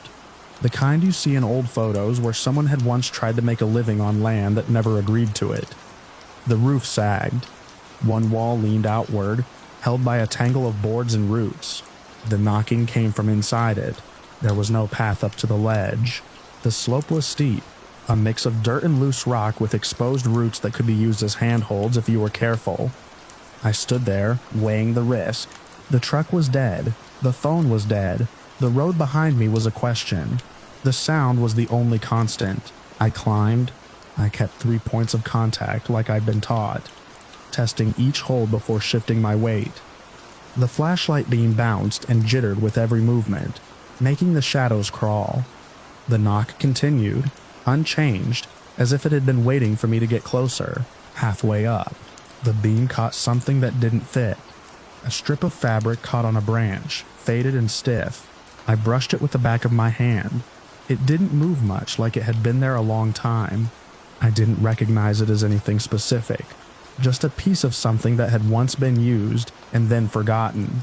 I reached the ledge and pulled myself up, chest scraping the edge. The air felt different there, still as if the fog didn't move in the same way. The structure loomed in front of me. One corner collapsed, the door hanging at an angle. The wood was weathered to a uniform gray. The grain raised and splintered. Knock, knock, knock. It was louder now, close enough that I could feel it in my teeth. I stepped to the doorway and shone the light inside. The interior was small, maybe 8 feet by 8. The floor was uneven, boards warped and split. There was a low bench along one wall, and something like a table in the center, though it had sagged into a shape that didn't match any clean line. The back wall had a narrow opening, not a window exactly, more like a gap where boards had fallen away. At first, I didn't see anything moving. The beam slid across the surfaces, picking out textures nails rusted into place, knots in the wood, a scatter of small debris. Then it caught the far corner. Something shifted there, just at the edge of the light, and then I held the beam steady. The shape resolved into a figure that didn't line up with the space around it. It was too tall for the room, or it held itself in a way that made it seem taller. Its outline was broken by angles that didn't match the straight lines of the boards. It stood near the back wall, close to the gap, as if it had come in from outside and paused. I told myself it was a person, that someone else had found this place, taken shelter, and was as startled as I was. The thought should have brought relief. It didn't. The knocking stopped. The silence that followed was heavier than the sound had been. It pressed in from all sides, filling the gaps. The figure in the corner didn't move in a way I could track. It didn't step forward or back. It seemed to adjust without crossing the space, like a shadow changing with the light. I shifted my weight, the floor creaking under me. The beam wavered. For a second, the light caught more than one outline, as if there were others behind the first, layered into the same space. Not separate bodies, not clearly, just the suggestion of more shapes, where there should have been only one. I took a step back toward the door. My heel hit the threshold, and a loose board shifted. The noise snapped the moment into something sharper. The figure, or whatever I was looking at, tilted. Not its head, not a clear motion, but a change in the angle that made it feel like a tension had locked onto me. The knocking resumed, but not from inside. Knock, knock, knock. Knock. It came from below, from the road, echoing up through the structure. The sound had moved. I didn't wait to understand it. I turned and dropped to my hands, lowering myself off the ledge faster than I had climbed. Dirt slid under my boots. A rock gave way and tumbled down into the fog. The sound swallowed before it could finish. I caught a root, steadied, and kept going. The beam of the flashlight stuttered, dimming then flaring back. The light made the fog glow, turning the world into a small bright circle with nothing beyond it. The knocking grew louder as I descended, the rhythm unchanged. When I reached the road, I didn't stop.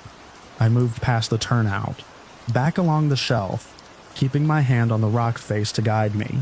The truck's outline appeared through the fog, a darker block against the gray. The headlights were off now. The interior was dark. Knock, knock, knock, knock. It came from somewhere just beyond the truck, out in the fog over the drop. The sound carried in a way that made it feel close, even though there was nothing to see. I went to the driver's door and yanked it open. The interior light flickered once and died. I slid into the seat and turned the key. For a second, nothing happened. Then the dashboard lit up steady this time. The gauges rose to their normal positions. The radio came on low, a station I hadn't been listening to, then cut to silence. The engine caught, a rough start that smoothed out after a breath. The knocking stopped. I didn't wait for it to start again. I put the truck in gear and eased it forward, careful on the narrow shelf. The fog thinned a little as I moved, not clearing but loosening its grip. The road curved away from the slope and began to descend. I kept my eyes on the edge of the pavement, ignoring the space beyond it. After a few minutes, the phone lit up on the seat beside me. The map returned, the blue arrow snapping back into place as if it had never left. A route appeared, recalculating, offering a way out that didn't include the pass. I took it. I didn't look back at the turnout. I didn't slow near the bend. The knocking didn't follow me down the mountain, or if it did, it was lost in the sound of the engine and the tires on the road. I reached a lower stretch where the trees opened and the fog broke into patches. The sky showed through in thin bands, the last of the light draining away. My hands were steady on the wheel. My breathing matched the rhythm of the drive. When I finally stopped at a wide pull-off near a stream, I turned off the engine and sat in the quiet. The phone worked. The radio worked. The truck started again, without hesitation. Everything was back to normal in a way that felt too complete, like a reset that erased more than it should. I got out and walked to the edge of the pull-off. The stream ran over rocks, a simple, clear sound that didn't carry any pattern beyond itself. I listened for a long time, making sure there was nothing else underneath it. On the drive home, I kept the map on even when I knew the turns. I watched the arrow move along the road, a small controlled thing that told me where I was. When I reached the place where the route had suggested the shortcut, I didn't take it. I stayed on the main road, the one that followed the valley and kept the mountains at a distance. I've tried to find that pass again on a map, to see if there's any record of a structure on that slope, any mention of a dead zone where devices fail. There are roads that look similar, lines that wind through the same area, but nothing that matches exactly. The friend who sent me the route doesn't remember it the way I do. He says he pulled it from a forum, that it worked for him in daylight, that he never saw anything unusual. I don't argue with him. I don't show him the photos I took, because there aren't any. The camera app on my phone shows a gap in the sequence, a stretch of time where it should have recorded something and didn't. What I have is the memory of that steady sound, the way it moved when I moved, the way it stopped when I reached the ledge and started again from somewhere else. I have the image of that structure set into the slope, the sense of shapes inside it that didn't fit the space they occupied, and I have the way everything came back online the moment I left, as if the mountain had a boundary I crossed without seeing, a line where the things I rely on simply stop working, until I'm out of reach.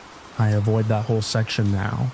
If I'm traveling through those mountains, I stick to roads that are marked, that have signs and traffic and places where other people pass through. I carry a paper map in the glove compartment, folded and creased, something I can use without a signal. Sometimes, late in the evening, when the light flattens and the air cools, I hear a faint, even tapping in the background of ordinary sounds, something that lines up too perfectly to be random. It never lasts long.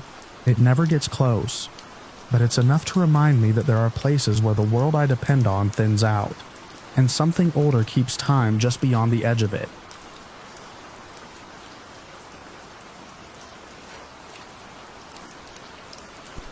I noticed the marks before I heard anything, long gouges in the siding that hadn't been there the night before, running from the corner post up toward the eaves like something had tried to climb and failed, or climbed and slipped, or simply dragged itself higher for reasons I couldn't place.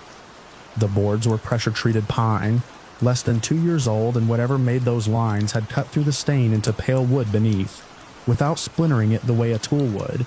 I stood there with my coffee going cold, tracing one groove with my thumb, and feeling a faint chalky residue that didn't smear, didn't smell like sap or metal. It felt wrong in a way I couldn't explain, like touching a bone that shouldn't be exposed. We sit right at the edge of the trees, the last clearing before the ridge drops into a thick tangle of oak and hemlock. I built the place myself, back when the land was cheap and the nearest neighbor was a mile down the road. I always liked the quiet, the way the forest seemed to absorb sound at night. It had never felt hostile, not until those marks showed up. I told myself it was something ordinary. A bear, maybe, though the spacing wasn't right, and there were no prints in the dirt. A person with a tool. though who would come all the way out here to drag something along my house in the dark? I circled the building twice, checking the windows, the door frames, the shed.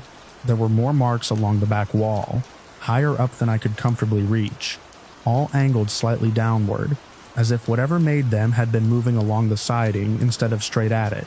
The dogs wouldn't come around the back. We've got two, both mutts, both used to running the property line and disappearing into the brush for hours.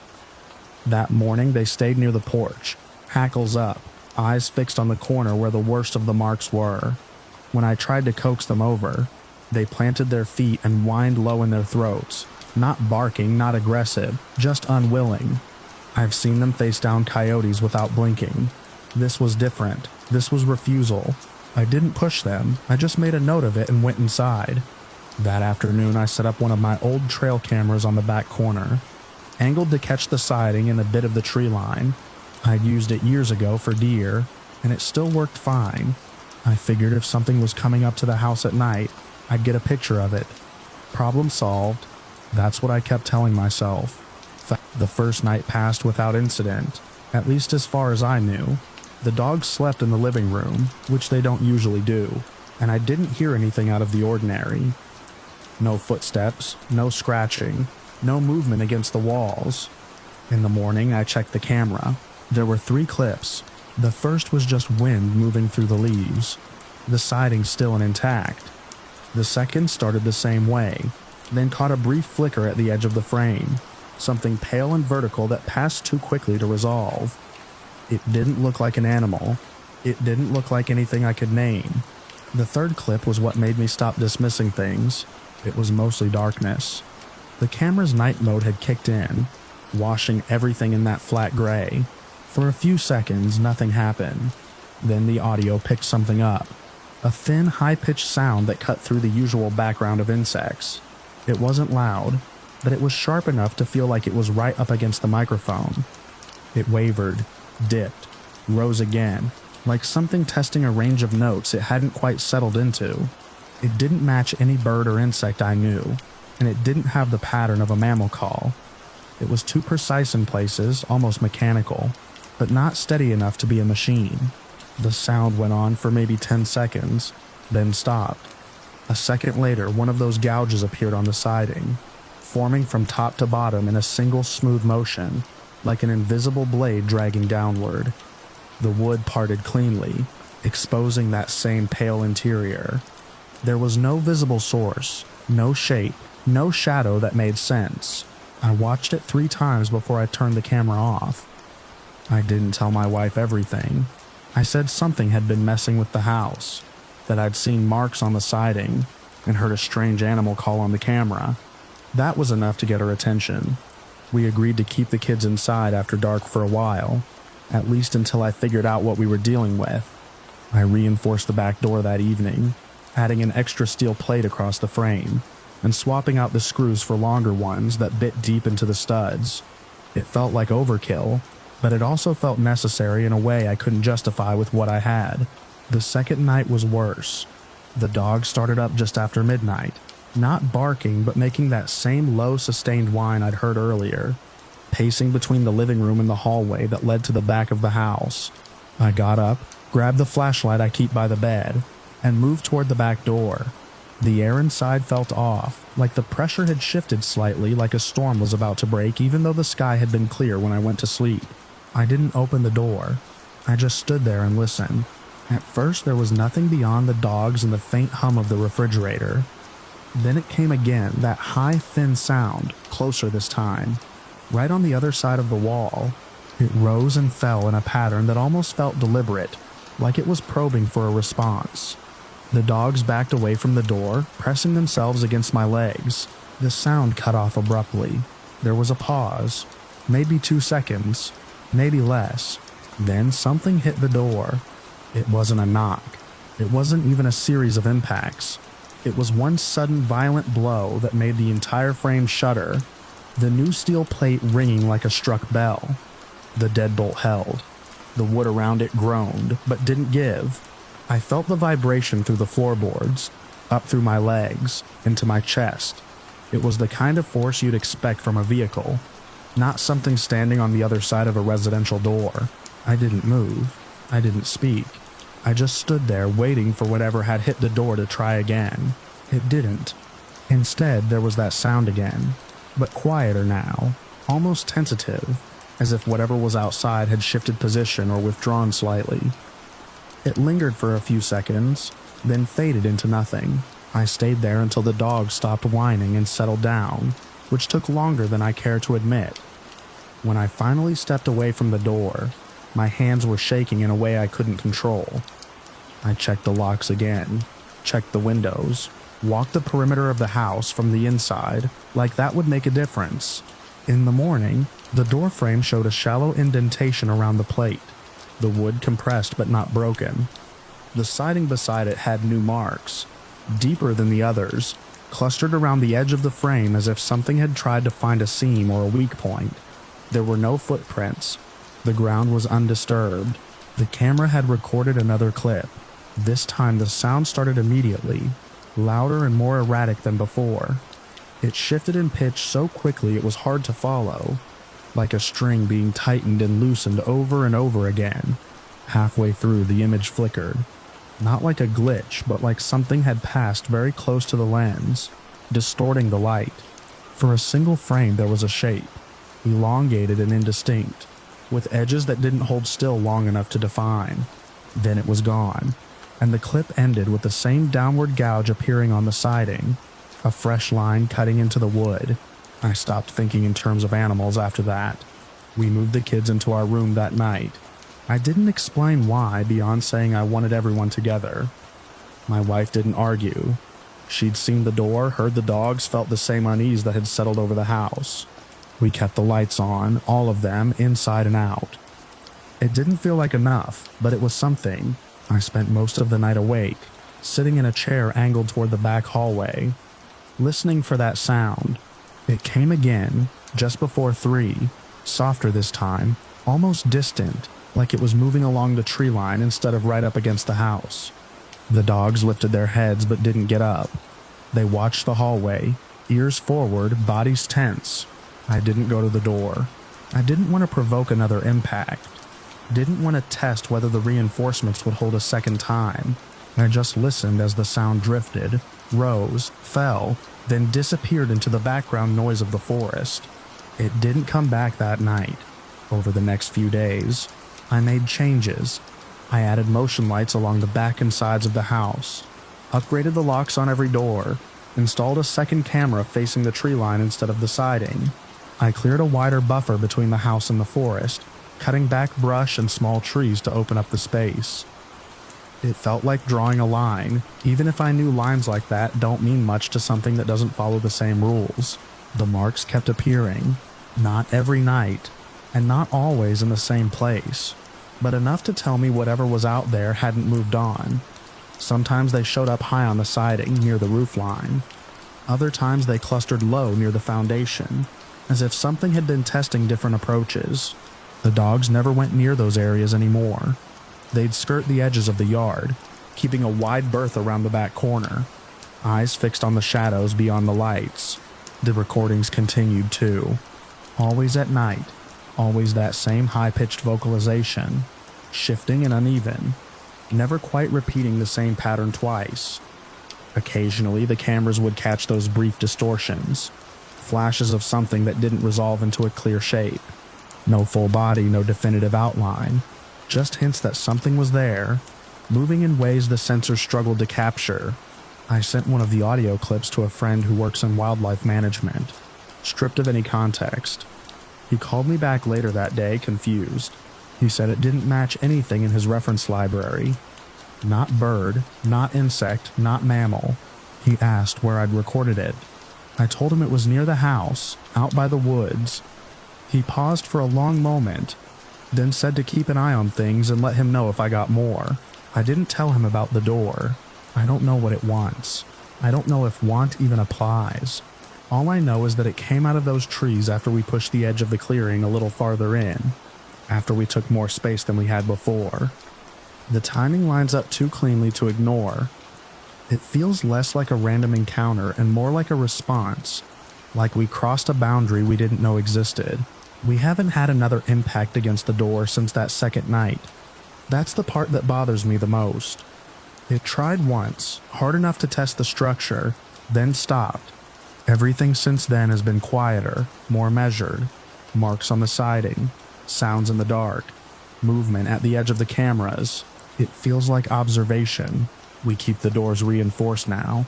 All of them. The lights stay on through the night. The kids don't go outside after dusk, and the dogs don't have to be told to stay in. I walk the perimeter every evening before it gets fully dark, checking for new marks, new signs of activity. I don't go into the trees anymore, not even during the day. That part of the property might as well not exist. Last night I found a new set of gouges on the back wall, higher than any before, nearly at the roof line. They were deeper too, cutting clean through the siding and into the insulation beneath. When I touched the exposed edge, that same chalky residue clung to my skin, dry and faintly cool. The camera facing the tree line picked up something different this time. No clear image, but a sustained distortion like heat shimmer held in one place, just beyond the reach of the lights. The audio was there, of course, that thin, searching sound, but underneath it was something else, a low, steady pressure that didn't register as a distinct noise, so much as a presence, like standing too close to heavy machinery and feeling it in your bones. It held there for several seconds right at the boundary of the cleared ground, then shifted slightly forward before the clip cut out.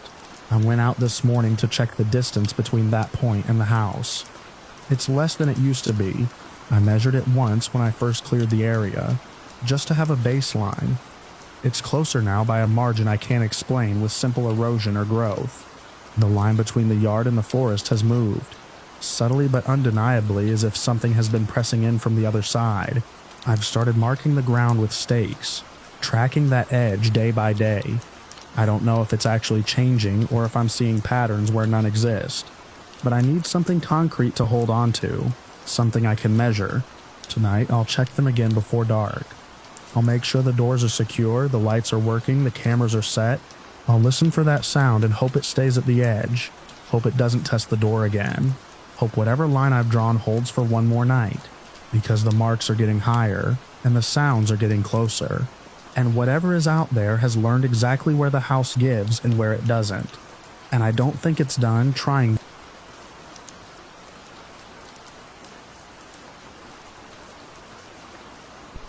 I found the glove in a place no one had reason to be, not even me.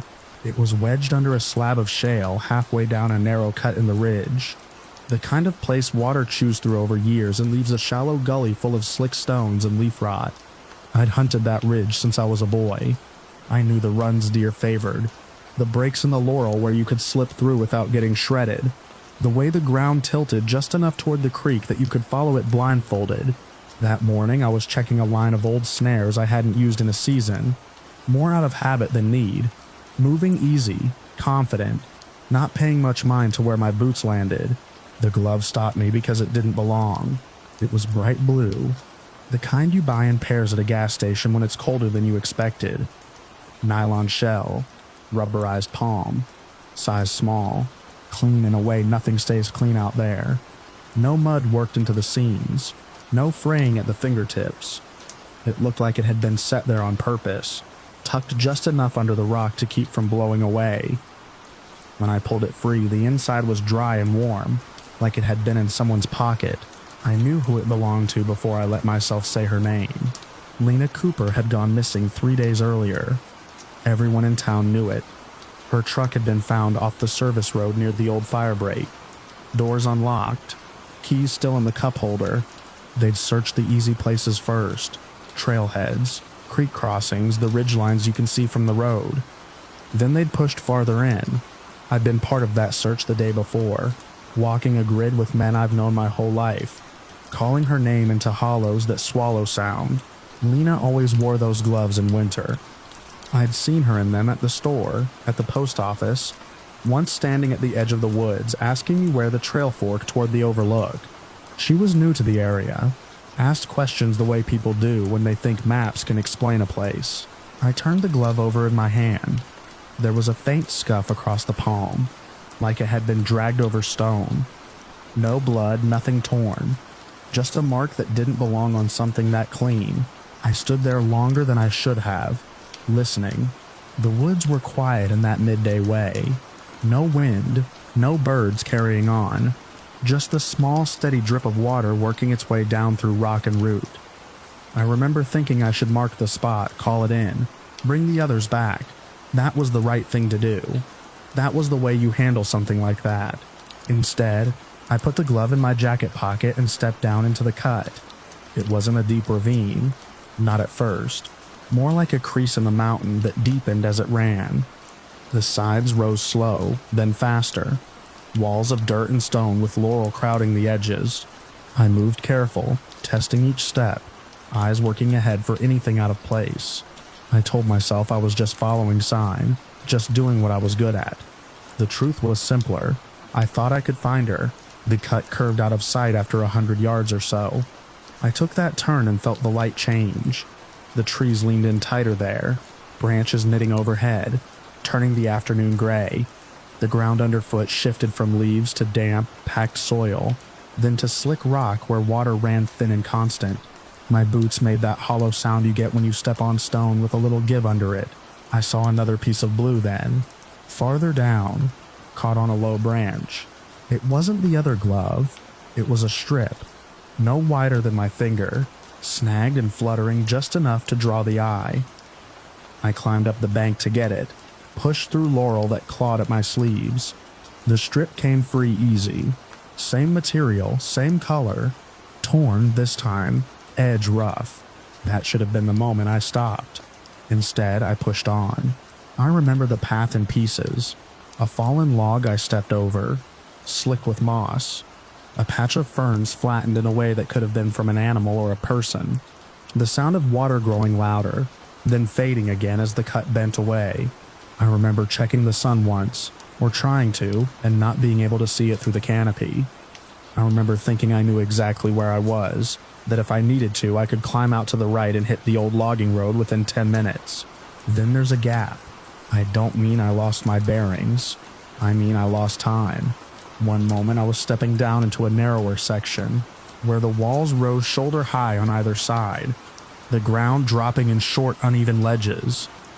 The next I was standing at the bottom of a deeper ravine, walls steep and close, the sky a thin strip overhead, and I had no memory of getting there. My watch said it was nearly dusk. I don't rush to panic. Out there, that's how you make mistakes that stack. I took a breath, felt for what was real. The ground under me was wet, colder than it should have been. My boots were caked in mud up to the laces, which I didn't remember happening. My hands were scraped along the knuckles like I'd been grabbing at rock. The glove in my pocket pressed against my ribs. I turned slowly, taking in the shape of the place. The ravine ran straight for a stretch, then bent sharp to the left. The walls were higher than any cut I knew on that ridge, packed dirt and exposed root, slick where water had seeped down. There were no easy climbs out, not without a rope or a lot of time. I told myself I'd taken a wrong turn, that I'd followed the cut farther than I realized, dropped into something that ran deeper than the map showed. It happens. The woods look the same if you don't keep track. Even for me, I started back the way I thought I'd come. That's when I heard her. My name carried soft and close, like someone standing just out of sight. I froze. And there's a way sound moves in those hollows. It bends, bounces, comes from places it shouldn't. I've heard my own voice come back to me from the wrong direction. I've heard a branch snap behind me when nothing was there. You learn to weigh it, to not trust the first thing your ears tell you. That this was different. It wasn't just my name. It was the way she said it. Lena had a habit of stretching the last syllable, like she wasn't sure you'd heard her the first time. It was a small thing, but it stuck. I didn't answer. The voice came again, a little louder, from farther down the ravine, over here, clear enough that I could have pointed to it. No echo, no distortion, just a person calling. Every sensible part of me said stay put. Mark your location. Wait for help. Night was coming on. The search teams would be out again at first light. I had a radio in my pack. I could call in, give them what I knew, but I had her glove in my pocket. I had a strip of it torn and hanging on a branch. I had a voice that sounded like a woman who had been missing for 3 days, calling my name, like she could see me. I moved toward it. The ravine narrowed as I went, walls closing in, until I had to turn sideways in places to squeeze through. The ground sloped down in uneven drops, water running stronger now, slicking the stone. I kept one hand on the wall to steady myself, fingers sliding over cold mud and exposed roots.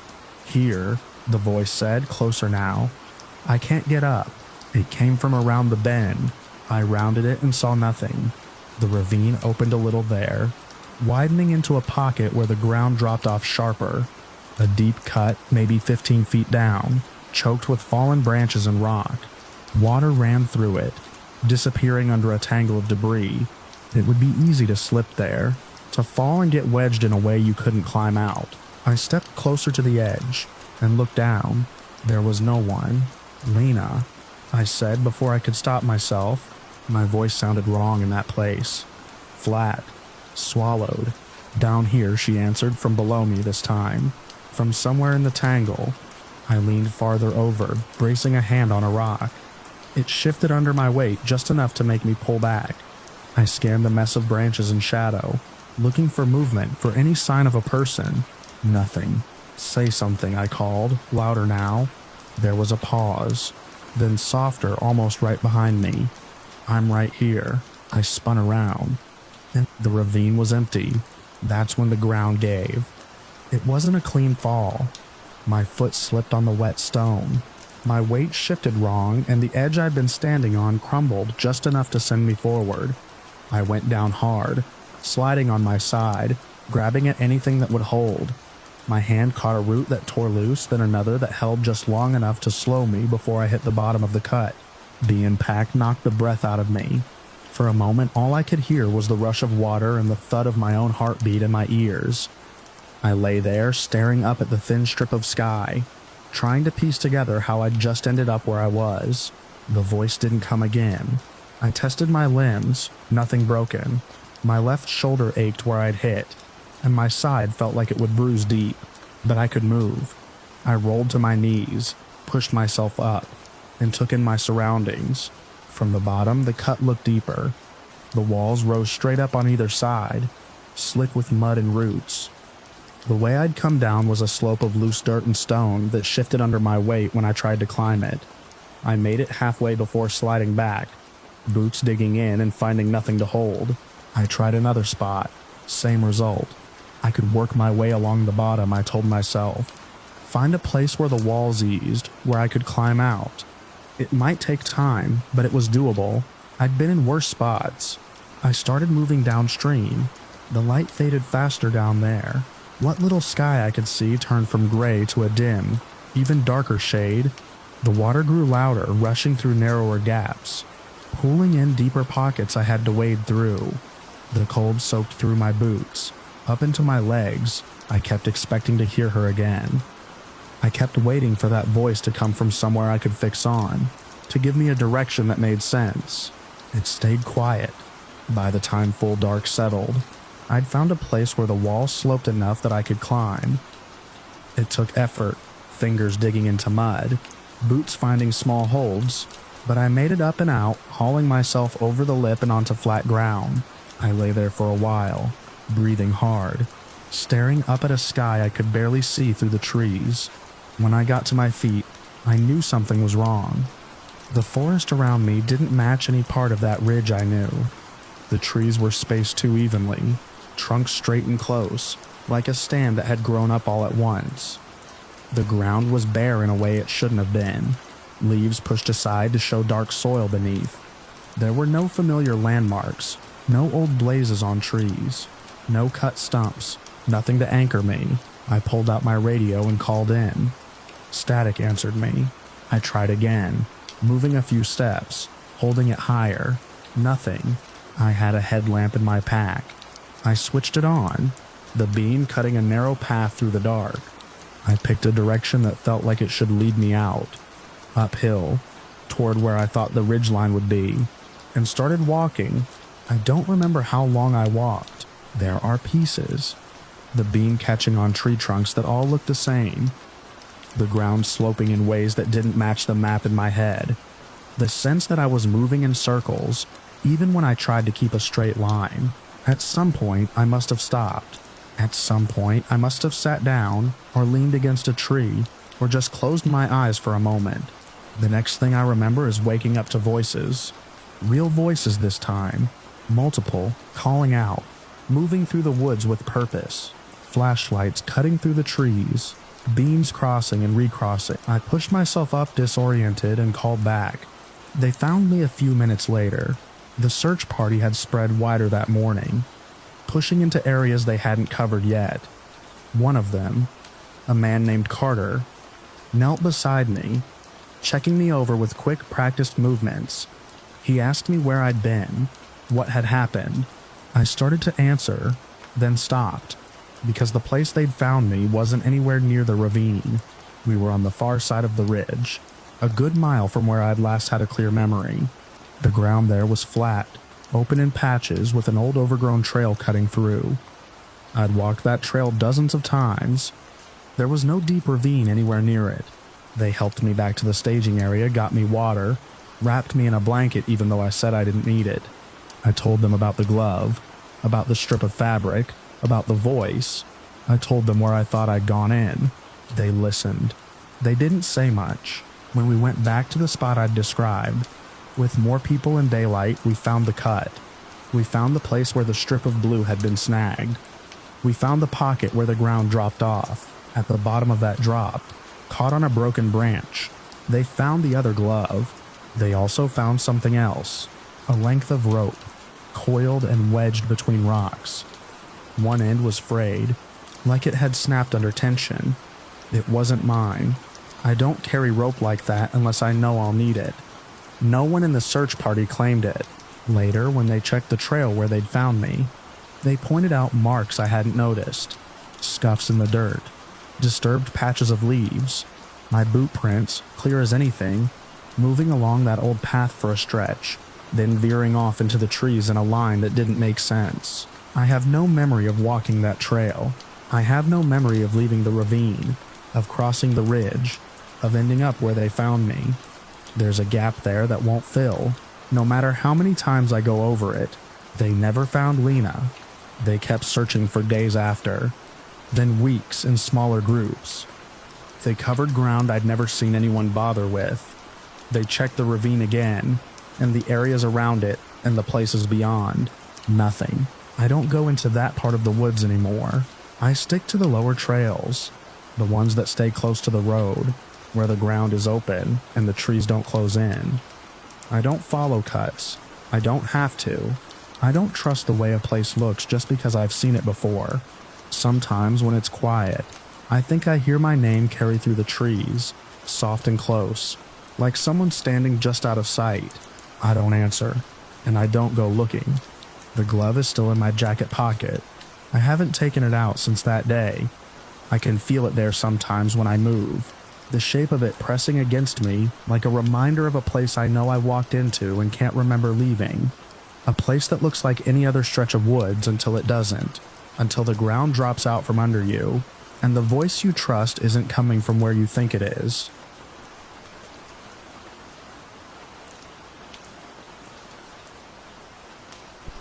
I remember the way the clearing looked wrong before I could explain why. We had been climbing since late morning, following a narrow game trail that cut across the shoulder of the mountain. The map marked nothing up there except elevation lines bunched tight together, but we liked places like that, empty spots where you could feel like the first people to step through.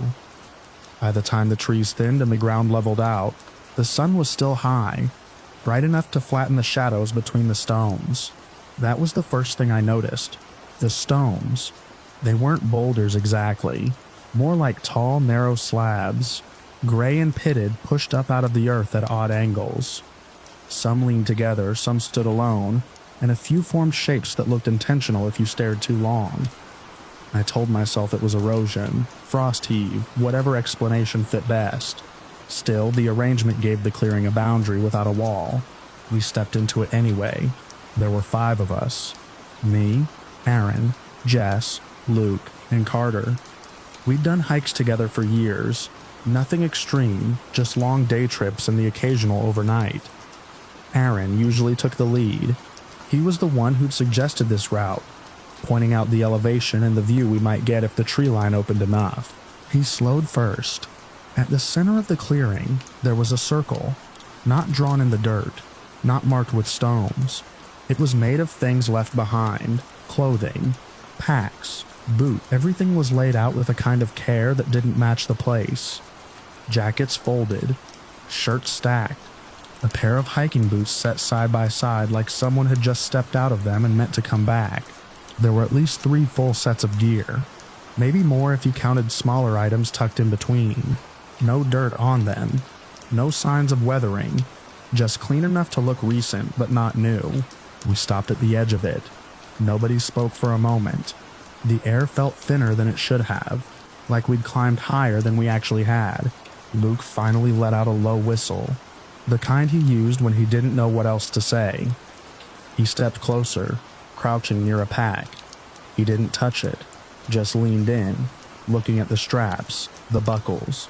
"People don't just leave this," he said, more to himself than to us. Jess shook her head. "Maybe search and rescue, or some kind of marker?" "It's not marked," I said. "It's arranged." That word stuck in my throat the second I said it. Arranged felt too deliberate, too intentional. Aaron walked a slow circle around the outside, keeping a few feet of distance. His eyes moved from item to item, cataloging. He'd always been methodical like that. "IDs?" Carter asked. "Phones?" Luke reached toward one of the packs. Aaron snapped his head up. "Don't." Luke froze, hand hovering. "Just don't mess with it yet," Aaron said. "We don't know what this is." Luke pulled his hand back, wiping it on his shorts like he'd touched something already. We all stood there, looking at it, waiting for someone to decide what to do next. That's when I noticed the temperature. It wasn't a breeze. The air itself felt colder, like someone had turned down a dial we couldn't see.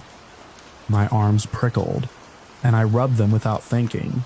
"You feel that?" Jess said. Everyone nodded. The sky above us was clear. No clouds moving in, no shadow crossing the sun.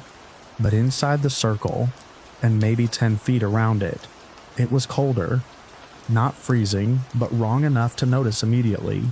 Aaron stepped closer, just inside that invisible boundary. "Hey," I said, but he didn't stop. He crouched near one of the jackets, leaning in like Luke had. His breath fogged faintly in front of him. I saw it, and felt something shift in my stomach. "That's not right," Jess said. Aaron didn't answer. He reached out slowly and touched the sleeve of the jacket. Nothing happened.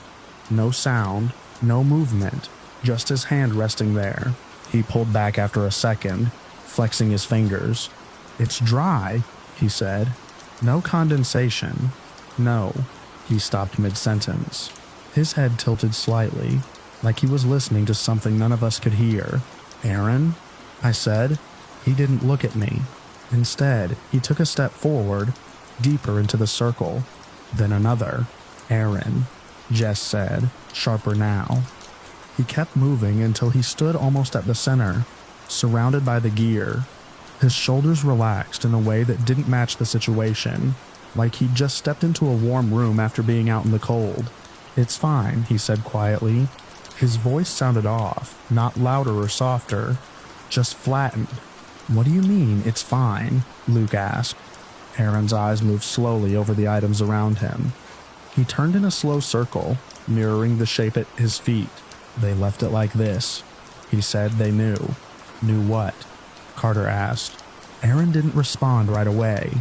His lips moved, but the words came out delayed, like he was repeating something he'd already heard. "They knew to leave it behind." Jess stepped forward, stopping just short of the cold boundary. "Aaron, come back over here." He looked at her then, but it didn't feel like he was seeing her. "They're not gone," he said. "They just stepped out."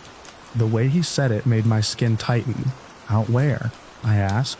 Aaron's gaze shifted past us toward the far edge of the clearing where the ground sloped down sharply into a drop we hadn't noticed at first. It wasn't a cliff straight down, but it was steep enough that one wrong step would send you sliding through rock and brush for a long way before you stopped. "They went that way," he said. "No," Jess said immediately. "No, they didn't." Aaron took a step toward the edge. That broke whatever hesitation we had. Luke and I moved at the same time, crossing into the cold without thinking. It hit harder up close, like stepping into shade that shouldn't exist. "Aaron, stop," I said, grabbing his arm. He didn't resist at first. He just kept looking toward the slope, his body angled like he was about to continue. "They're waiting," he said. "For what?" Luke asked, gripping his other arm. Aaron blinked, slow and deliberate. "For us to figure it out." His tone didn't change. No fear, no urgency, just repetition. Jess stayed just outside the circle, her voice tight. "You're not making sense. Come back here." Aaron pulled slightly, not enough to break free, but enough to show he was trying to keep moving. "They left it so it's easier," he said. "You don't need it. None of it matters when you—" He stopped again, head tilting the same way as before. "When you what?" I said. "When you step out," he finished. The phrase hung there, identical to what he'd said earlier, like a loop closing in on itself. Carter moved in behind us. "We need to get him out of here." Now Aaron's pulling got stronger, more insistent, not frantic, just steady, like someone walking downhill who didn't want to stop. We tightened our grip. "Let go," he said. "No," Luke said. "You're making it harder," Aaron replied, still calm. "You're supposed to leave it." "Leave what?" I said, even though I knew. He glanced down at his own clothes, then back toward the slope. "All of it. All of it." That was enough. "Jess, grab his pack," Carter said. "We're getting out." Jess nodded, already moving to unclip Aaron's pack from his shoulders. He didn't react to that, didn't even seem to notice the weight coming off him. The second the strap slipped free, he took another step forward, pulling against us with more force than before. "Hey!" Luke shouted, bracing. Aaron's expression didn't change. If anything, it smoothed out more, like the effort didn't register. "They're almost there," he said. "We're late." "There is no they," Jess snapped. He turned his head toward her, and for a second I thought something in his eyes shifted back. Recognition, maybe. Then it was gone. "We shouldn't keep them waiting," he said. He lunged. Then, not a full sprint, but a sudden committed movement toward the slope. We held on. The ground under our feet was uneven, loose rock and packed dirt. My boots slid an inch, then caught. Luke swore under his breath, digging in. Carter grabbed Aaron around the chest from behind, locking his arms. "Stop fighting us," Carter yelled.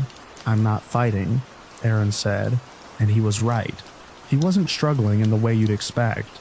No jerking, no wild thrashing, just that same steady forward pressure, like gravity had shifted direction, and he was leaning into it. We dragged him backward, step by step. The cold seemed to deepen the closer we were to the center, like it resisted us leaving. My fingers went numb around his sleeve. My breath came out in short bursts I could see now. "Keep moving," Jess said, her voice tight but controlled. "Don't stop." We crossed the edge of the circle. It was immediate. The temperature lifted like a weight coming off.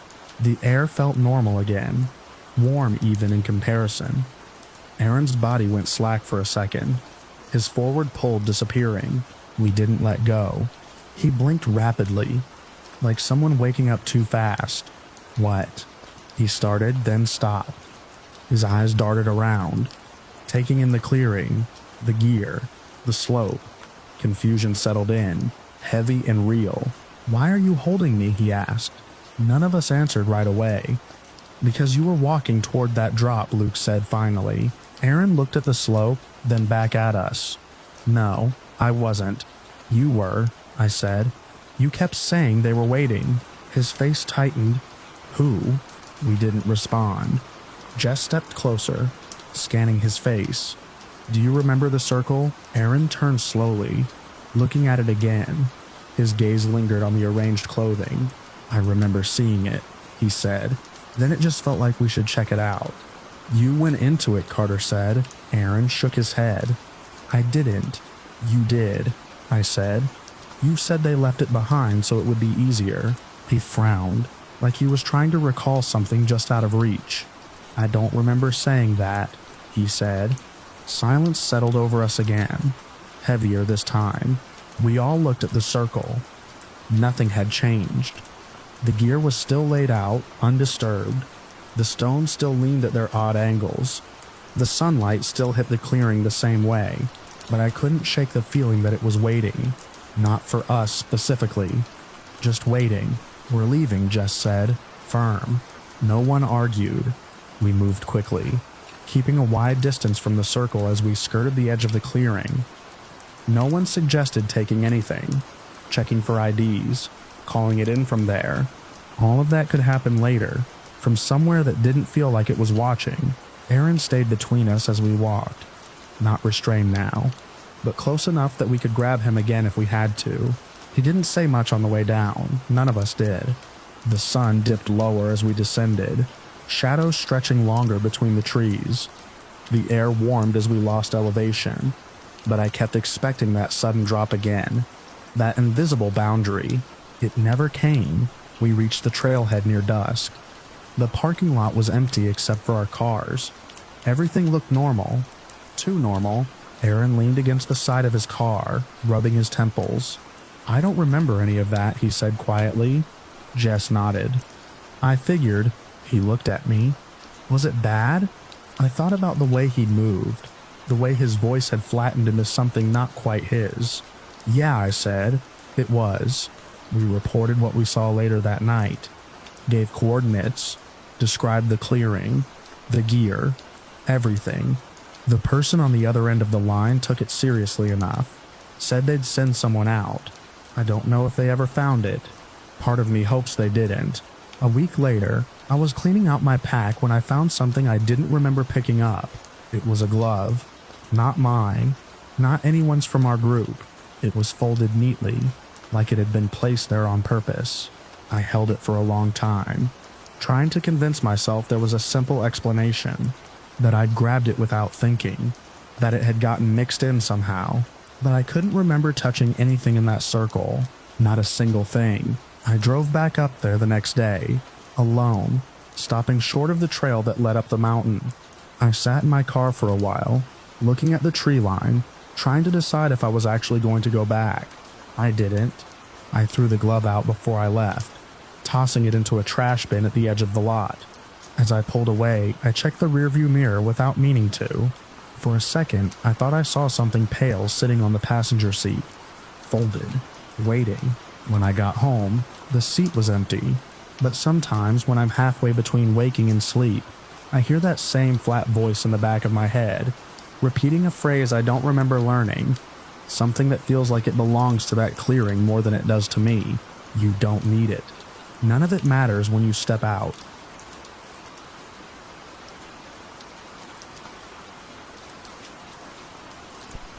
I came up to that spring at high noon because the map said it would be quiet, and I needed quiet in a way that felt physical, like pressure easing off a bruise. The trail thinned to a line of flattened leaves, and then disappeared into a stand of hemlock that kept the sun in strips. I had been hiking alone for 3 days, following ridges that folded into each other like pages. My head had been loud before I left, and I thought the rhythm of walking would settle it. By the time I reached the spring, I could hear my own breathing again instead of everything else. It was brighter than I expected. The canopy opened just enough for a clean circle of light to fall onto the water. The spring itself was small, maybe 6 feet across, ringed with stones that looked set there on purpose. The water was clear to the point of being hard to look at, like glass laid over a deeper hole. I set my pack down and knelt, feeling the cool dampness soak through the knees of my pants. I remember thinking how still it was. No breeze, no birds arguing overhead. Even the insects had that lazy background hum that you stop noticing after a while.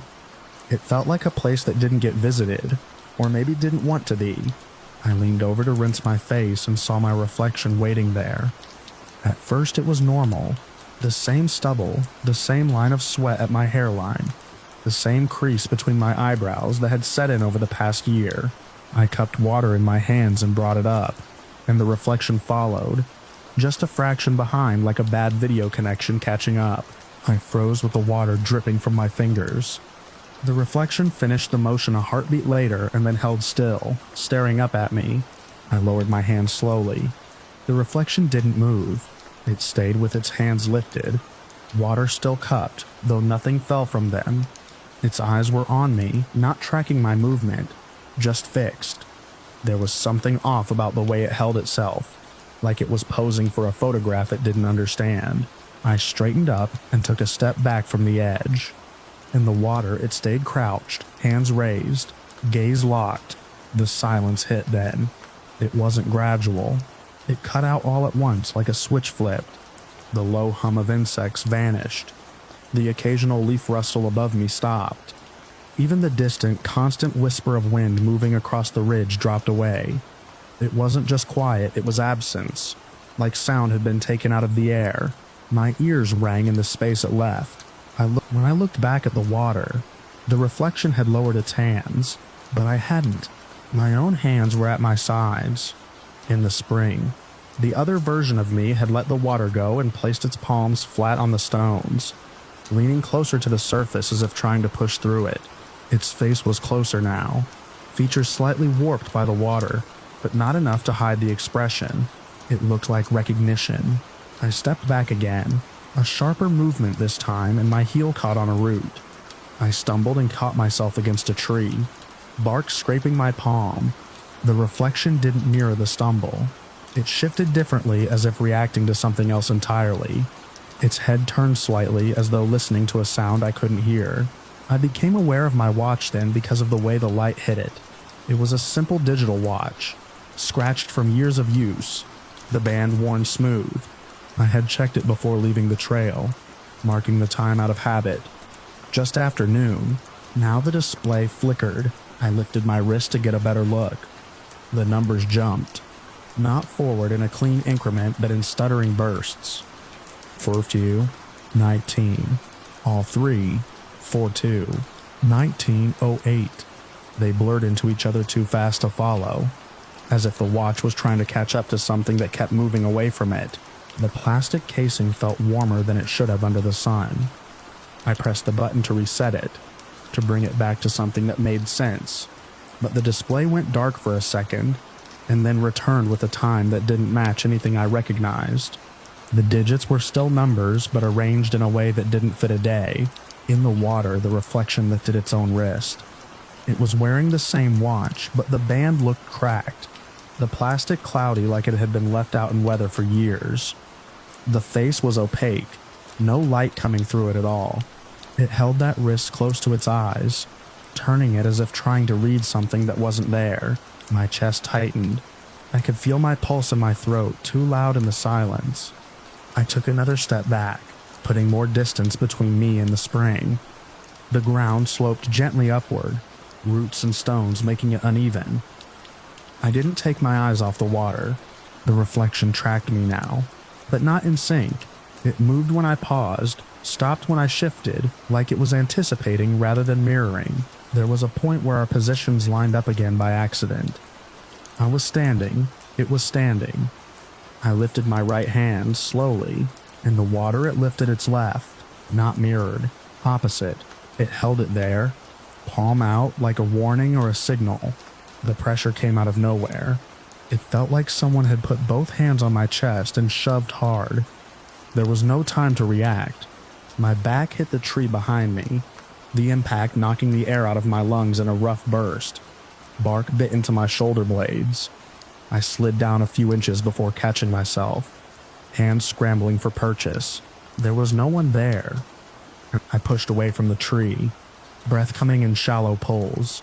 The silence made it worse, made every movement of my own body feel too loud, too exposed. I looked around again, scanning the edges of the clearing, expecting to see someone step out, to hear something that explained it. Nothing. When I looked back to the spring, the reflection was closer to the surface than before. Its face filled more of the circle, features stretched by the angle but unmistakably mine. Its mouth was moving. No sound came with it. I found myself leaning forward despite everything, drawn by the need to understand what it was trying to say. The edge of the water was only a step away. I could see the way the light broke across its eyes, the way the skin around them looked thinner, almost gray. Its lips formed words I couldn't hear, slow, deliberate shapes. I shook my head more to myself than to it, and took another step back. The push came again, harder. This time it wasn't just my chest. It hit me at an angle like a shoulder check, driving me sideways.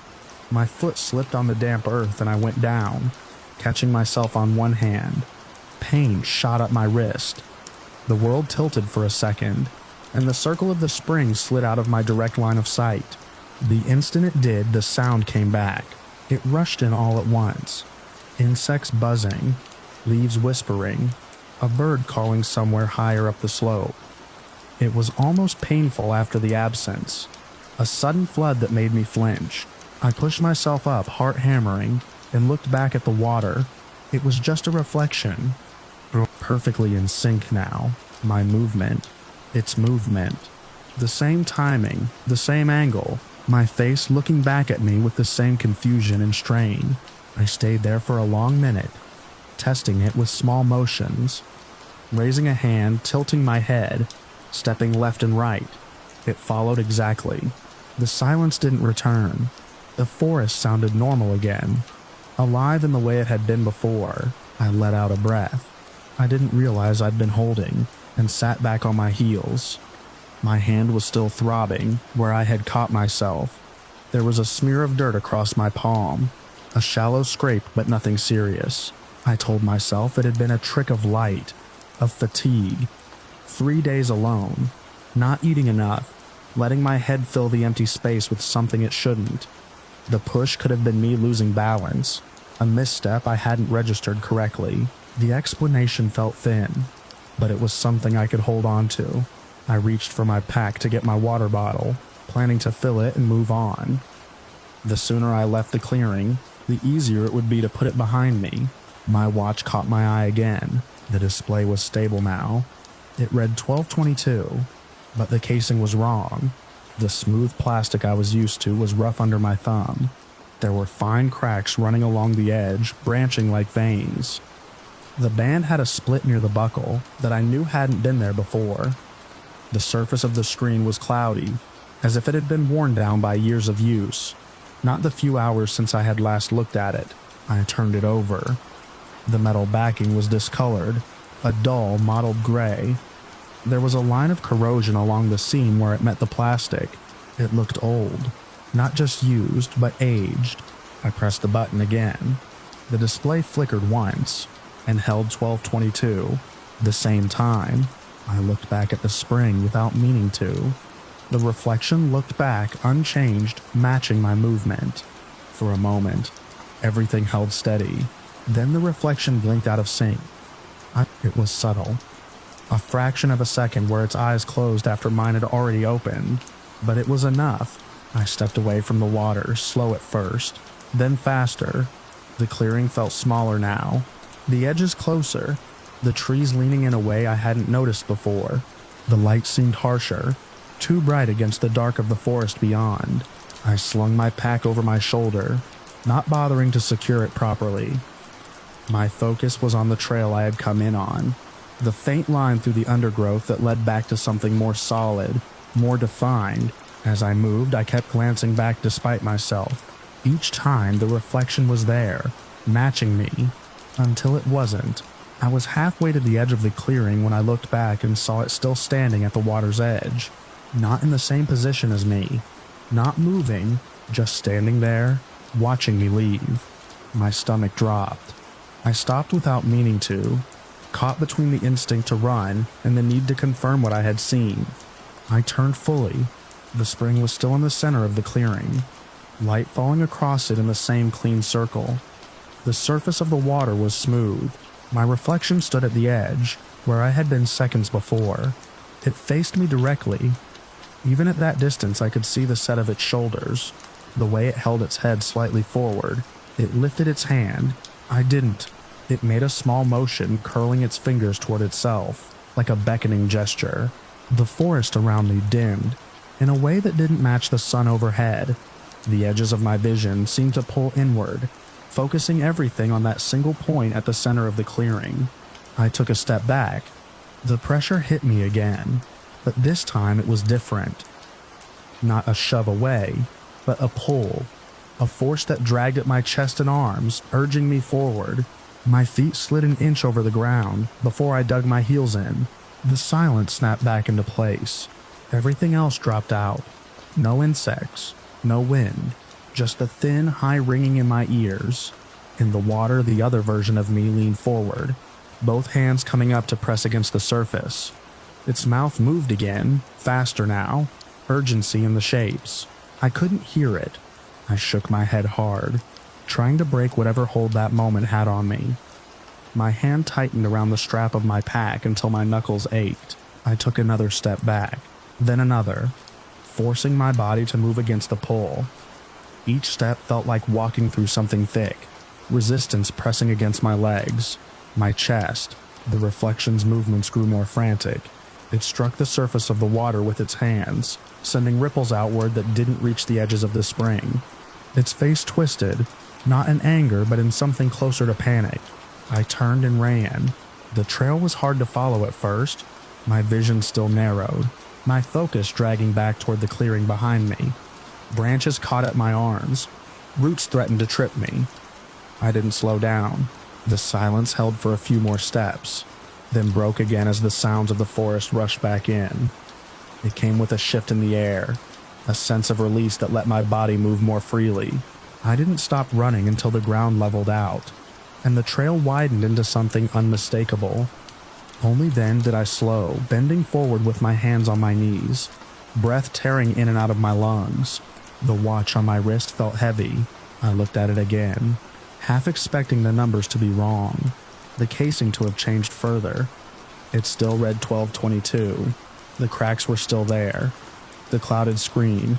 I stayed there for a long time, letting my breathing settle, listening to the normal sounds of the forest to anchor myself.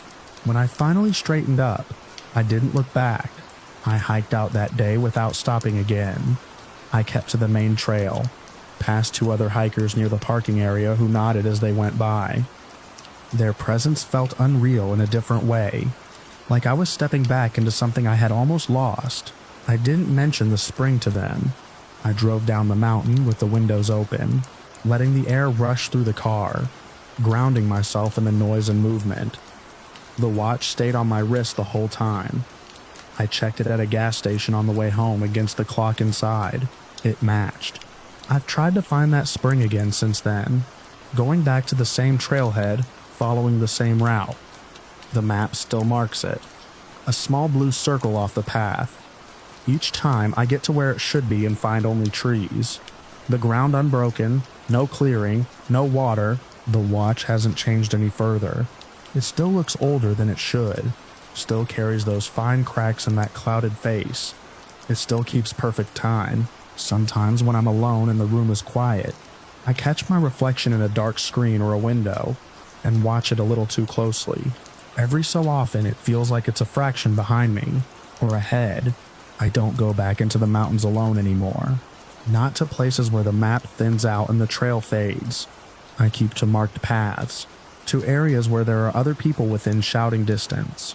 But there are moments, even here, when the sound drops out for just an instant, when everything goes still in a way that doesn't feel natural. In those moments I think about that clearing, the circle of light on the water, and the version of me that didn't leave. I think about the way it looked at me, like it recognized something I didn't, like it was trying to warn me or call me back. And I can't shake the feeling that I didn't escape it so much as step aside, that something else took my place there for a moment, long enough for time to catch on me and leave its mark. The last time I checked my reflection in a still surface, I kept my hands at my sides and watched its eyes. It blinked after me, just a fraction too late, and for a second I could swear it started to raise its hand on its own.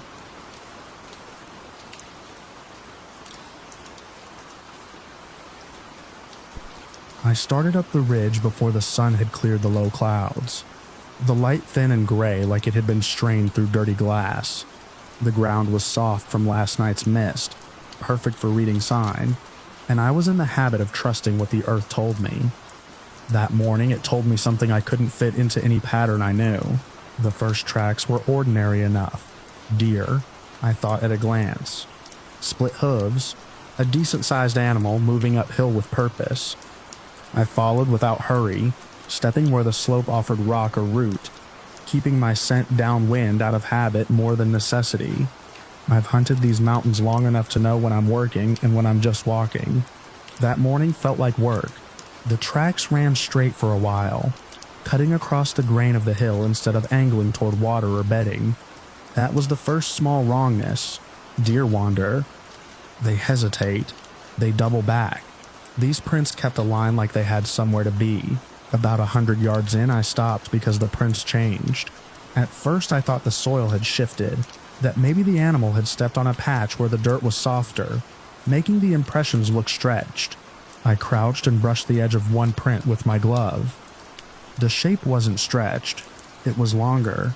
The split of the hoof was still there, but the ends of it had pressed deeper, as if the weight had shifted forward onto something that wasn't quite hoof anymore. I've seen injured animals change their gait, dragging a leg or favoring one side. This wasn't that. This was the foot itself changing the way it met the ground. I stayed there longer than I should have, tracing the next few prints with my eyes instead of my feet. Each one showed a little more length, a little less of that clean split. By the time I stood up again, the trail looked like something walking on the front halves of feet that were trying to become something else. I told myself it was mud. I told myself it was angle and shadow, and my eyes playing tricks in low light. Then I kept going, because that's what you do when you've already committed to a line.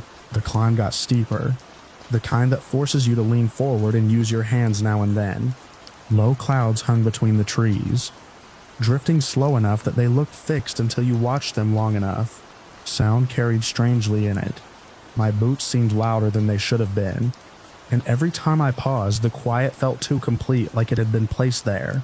The tracks led me through a stand of laurel where the branches clawed at my sleeves. On the other side, they opened into a strip of bare ground where the soil had been disturbed recently. That's where I found the kill. I knew it was a kill before I saw the animal. The smell came first, iron and something sour, not the clean, sharp scent you get from a fresh field dress. I slowed, raised my rifle a little higher, and let my eyes move before my feet did. The carcass lay on its side, half hidden by a fallen limb. It was a deer, or what was left of one.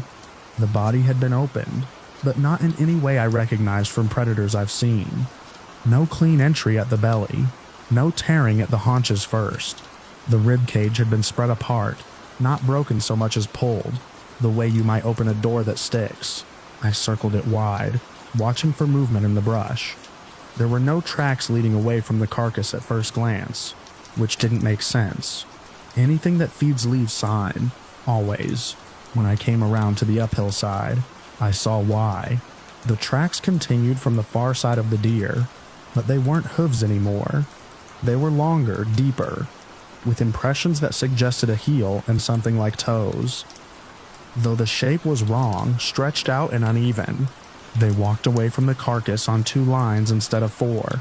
I remember thinking very clearly that I should turn around. Not in a panicked way, just a simple, practical decision.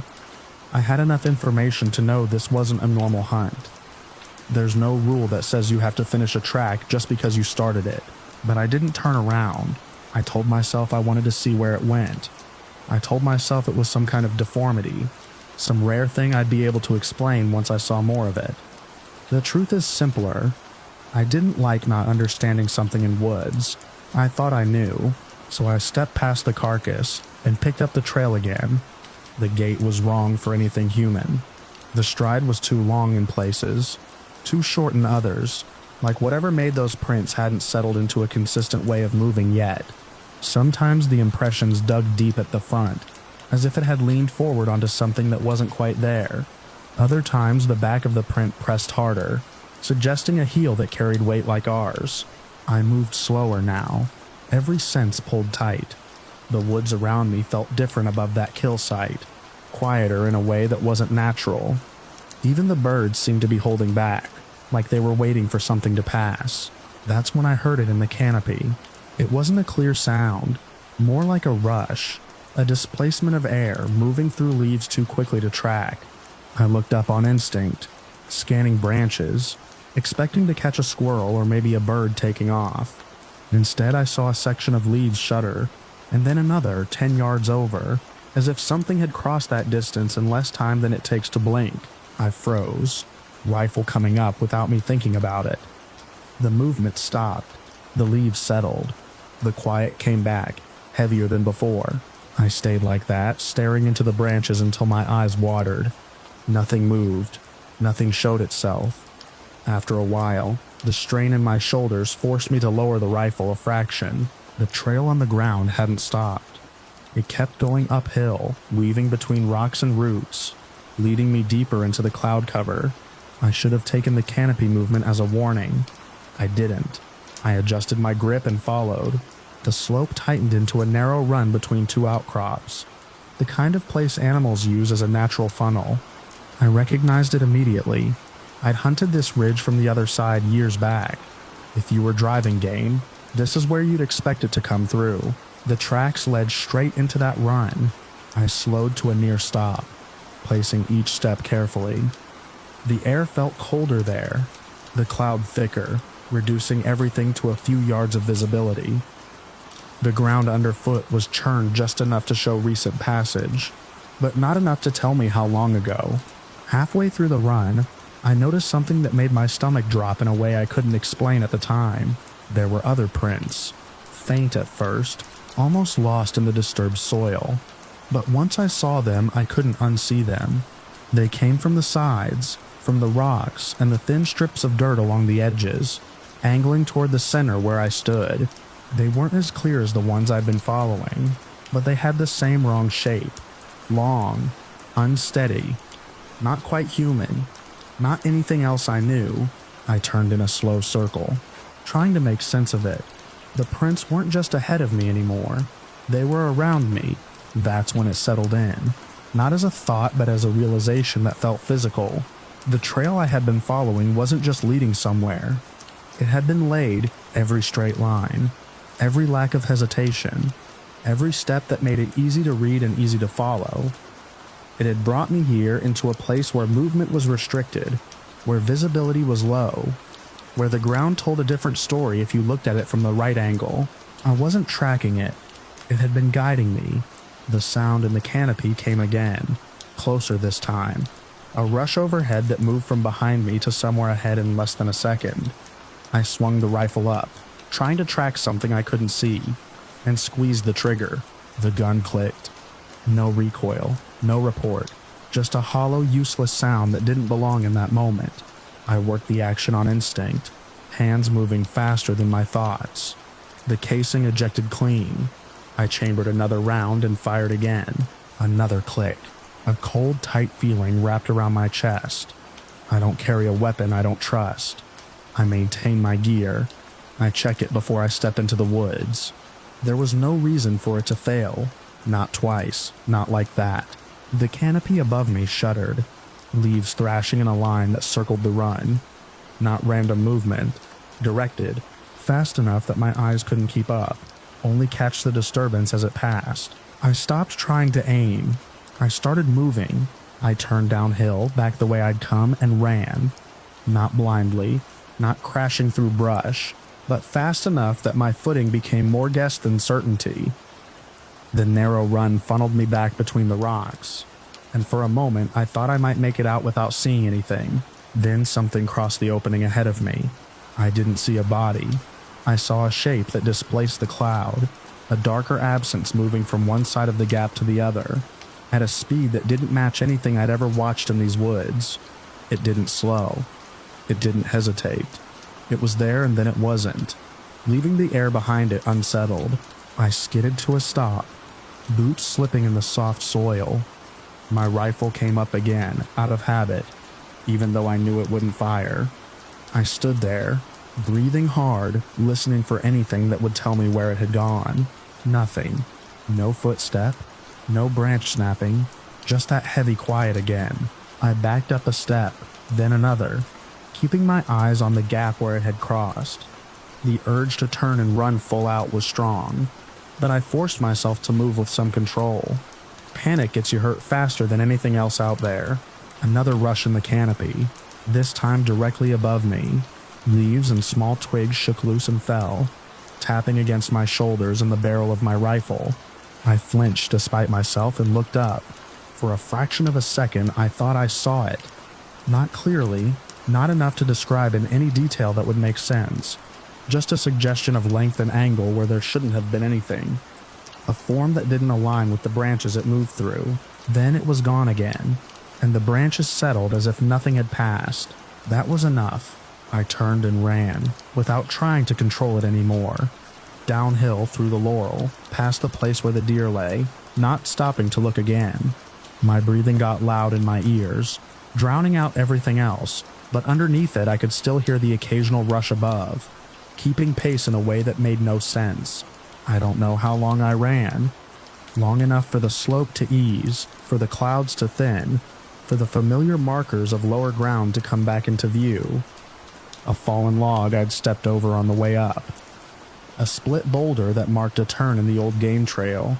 When I finally stopped, it wasn't because I felt safe. It was because my legs wouldn't carry me any farther at that pace. I stood there, bent over, hands on my knees, listening. The woods sounded normal again. Birds, wind through leaves. The distant trickle of water somewhere off to my left. No rushing in the canopy. No movement that didn't belong. I straightened slowly and turned in a full circle, scanning the trees. Nothing out of place. No sign that anything had followed me down. I walked the rest of the way out without raising my rifle again. When I reached my truck, I sat in the driver's seat for a long time before I started the engine, staring back at the line where the trees closed in. Later, when I cleaned the rifle, I couldn't find a fault. The firing pin was fine. The rounds were good. I put a casing in, worked the action, and it fired like it always had. I went back to that ridge once, weeks after, in full daylight with the sun high and the air clear. I didn't go far. I found the start of the trail where I'd first seen the deer prints, but there was nothing unusual left. Just ordinary sign, ordinary ground. No hint of the path I'd followed. I didn't go up to the run between the rocks. I've hunted a lot of places since then, but I don't follow straight trails anymore. Not the ones that look too clean, too easy, too deliberate. In these mountains there are lines you can read, and lines that read you back, and the difference only shows itself when it's already too late.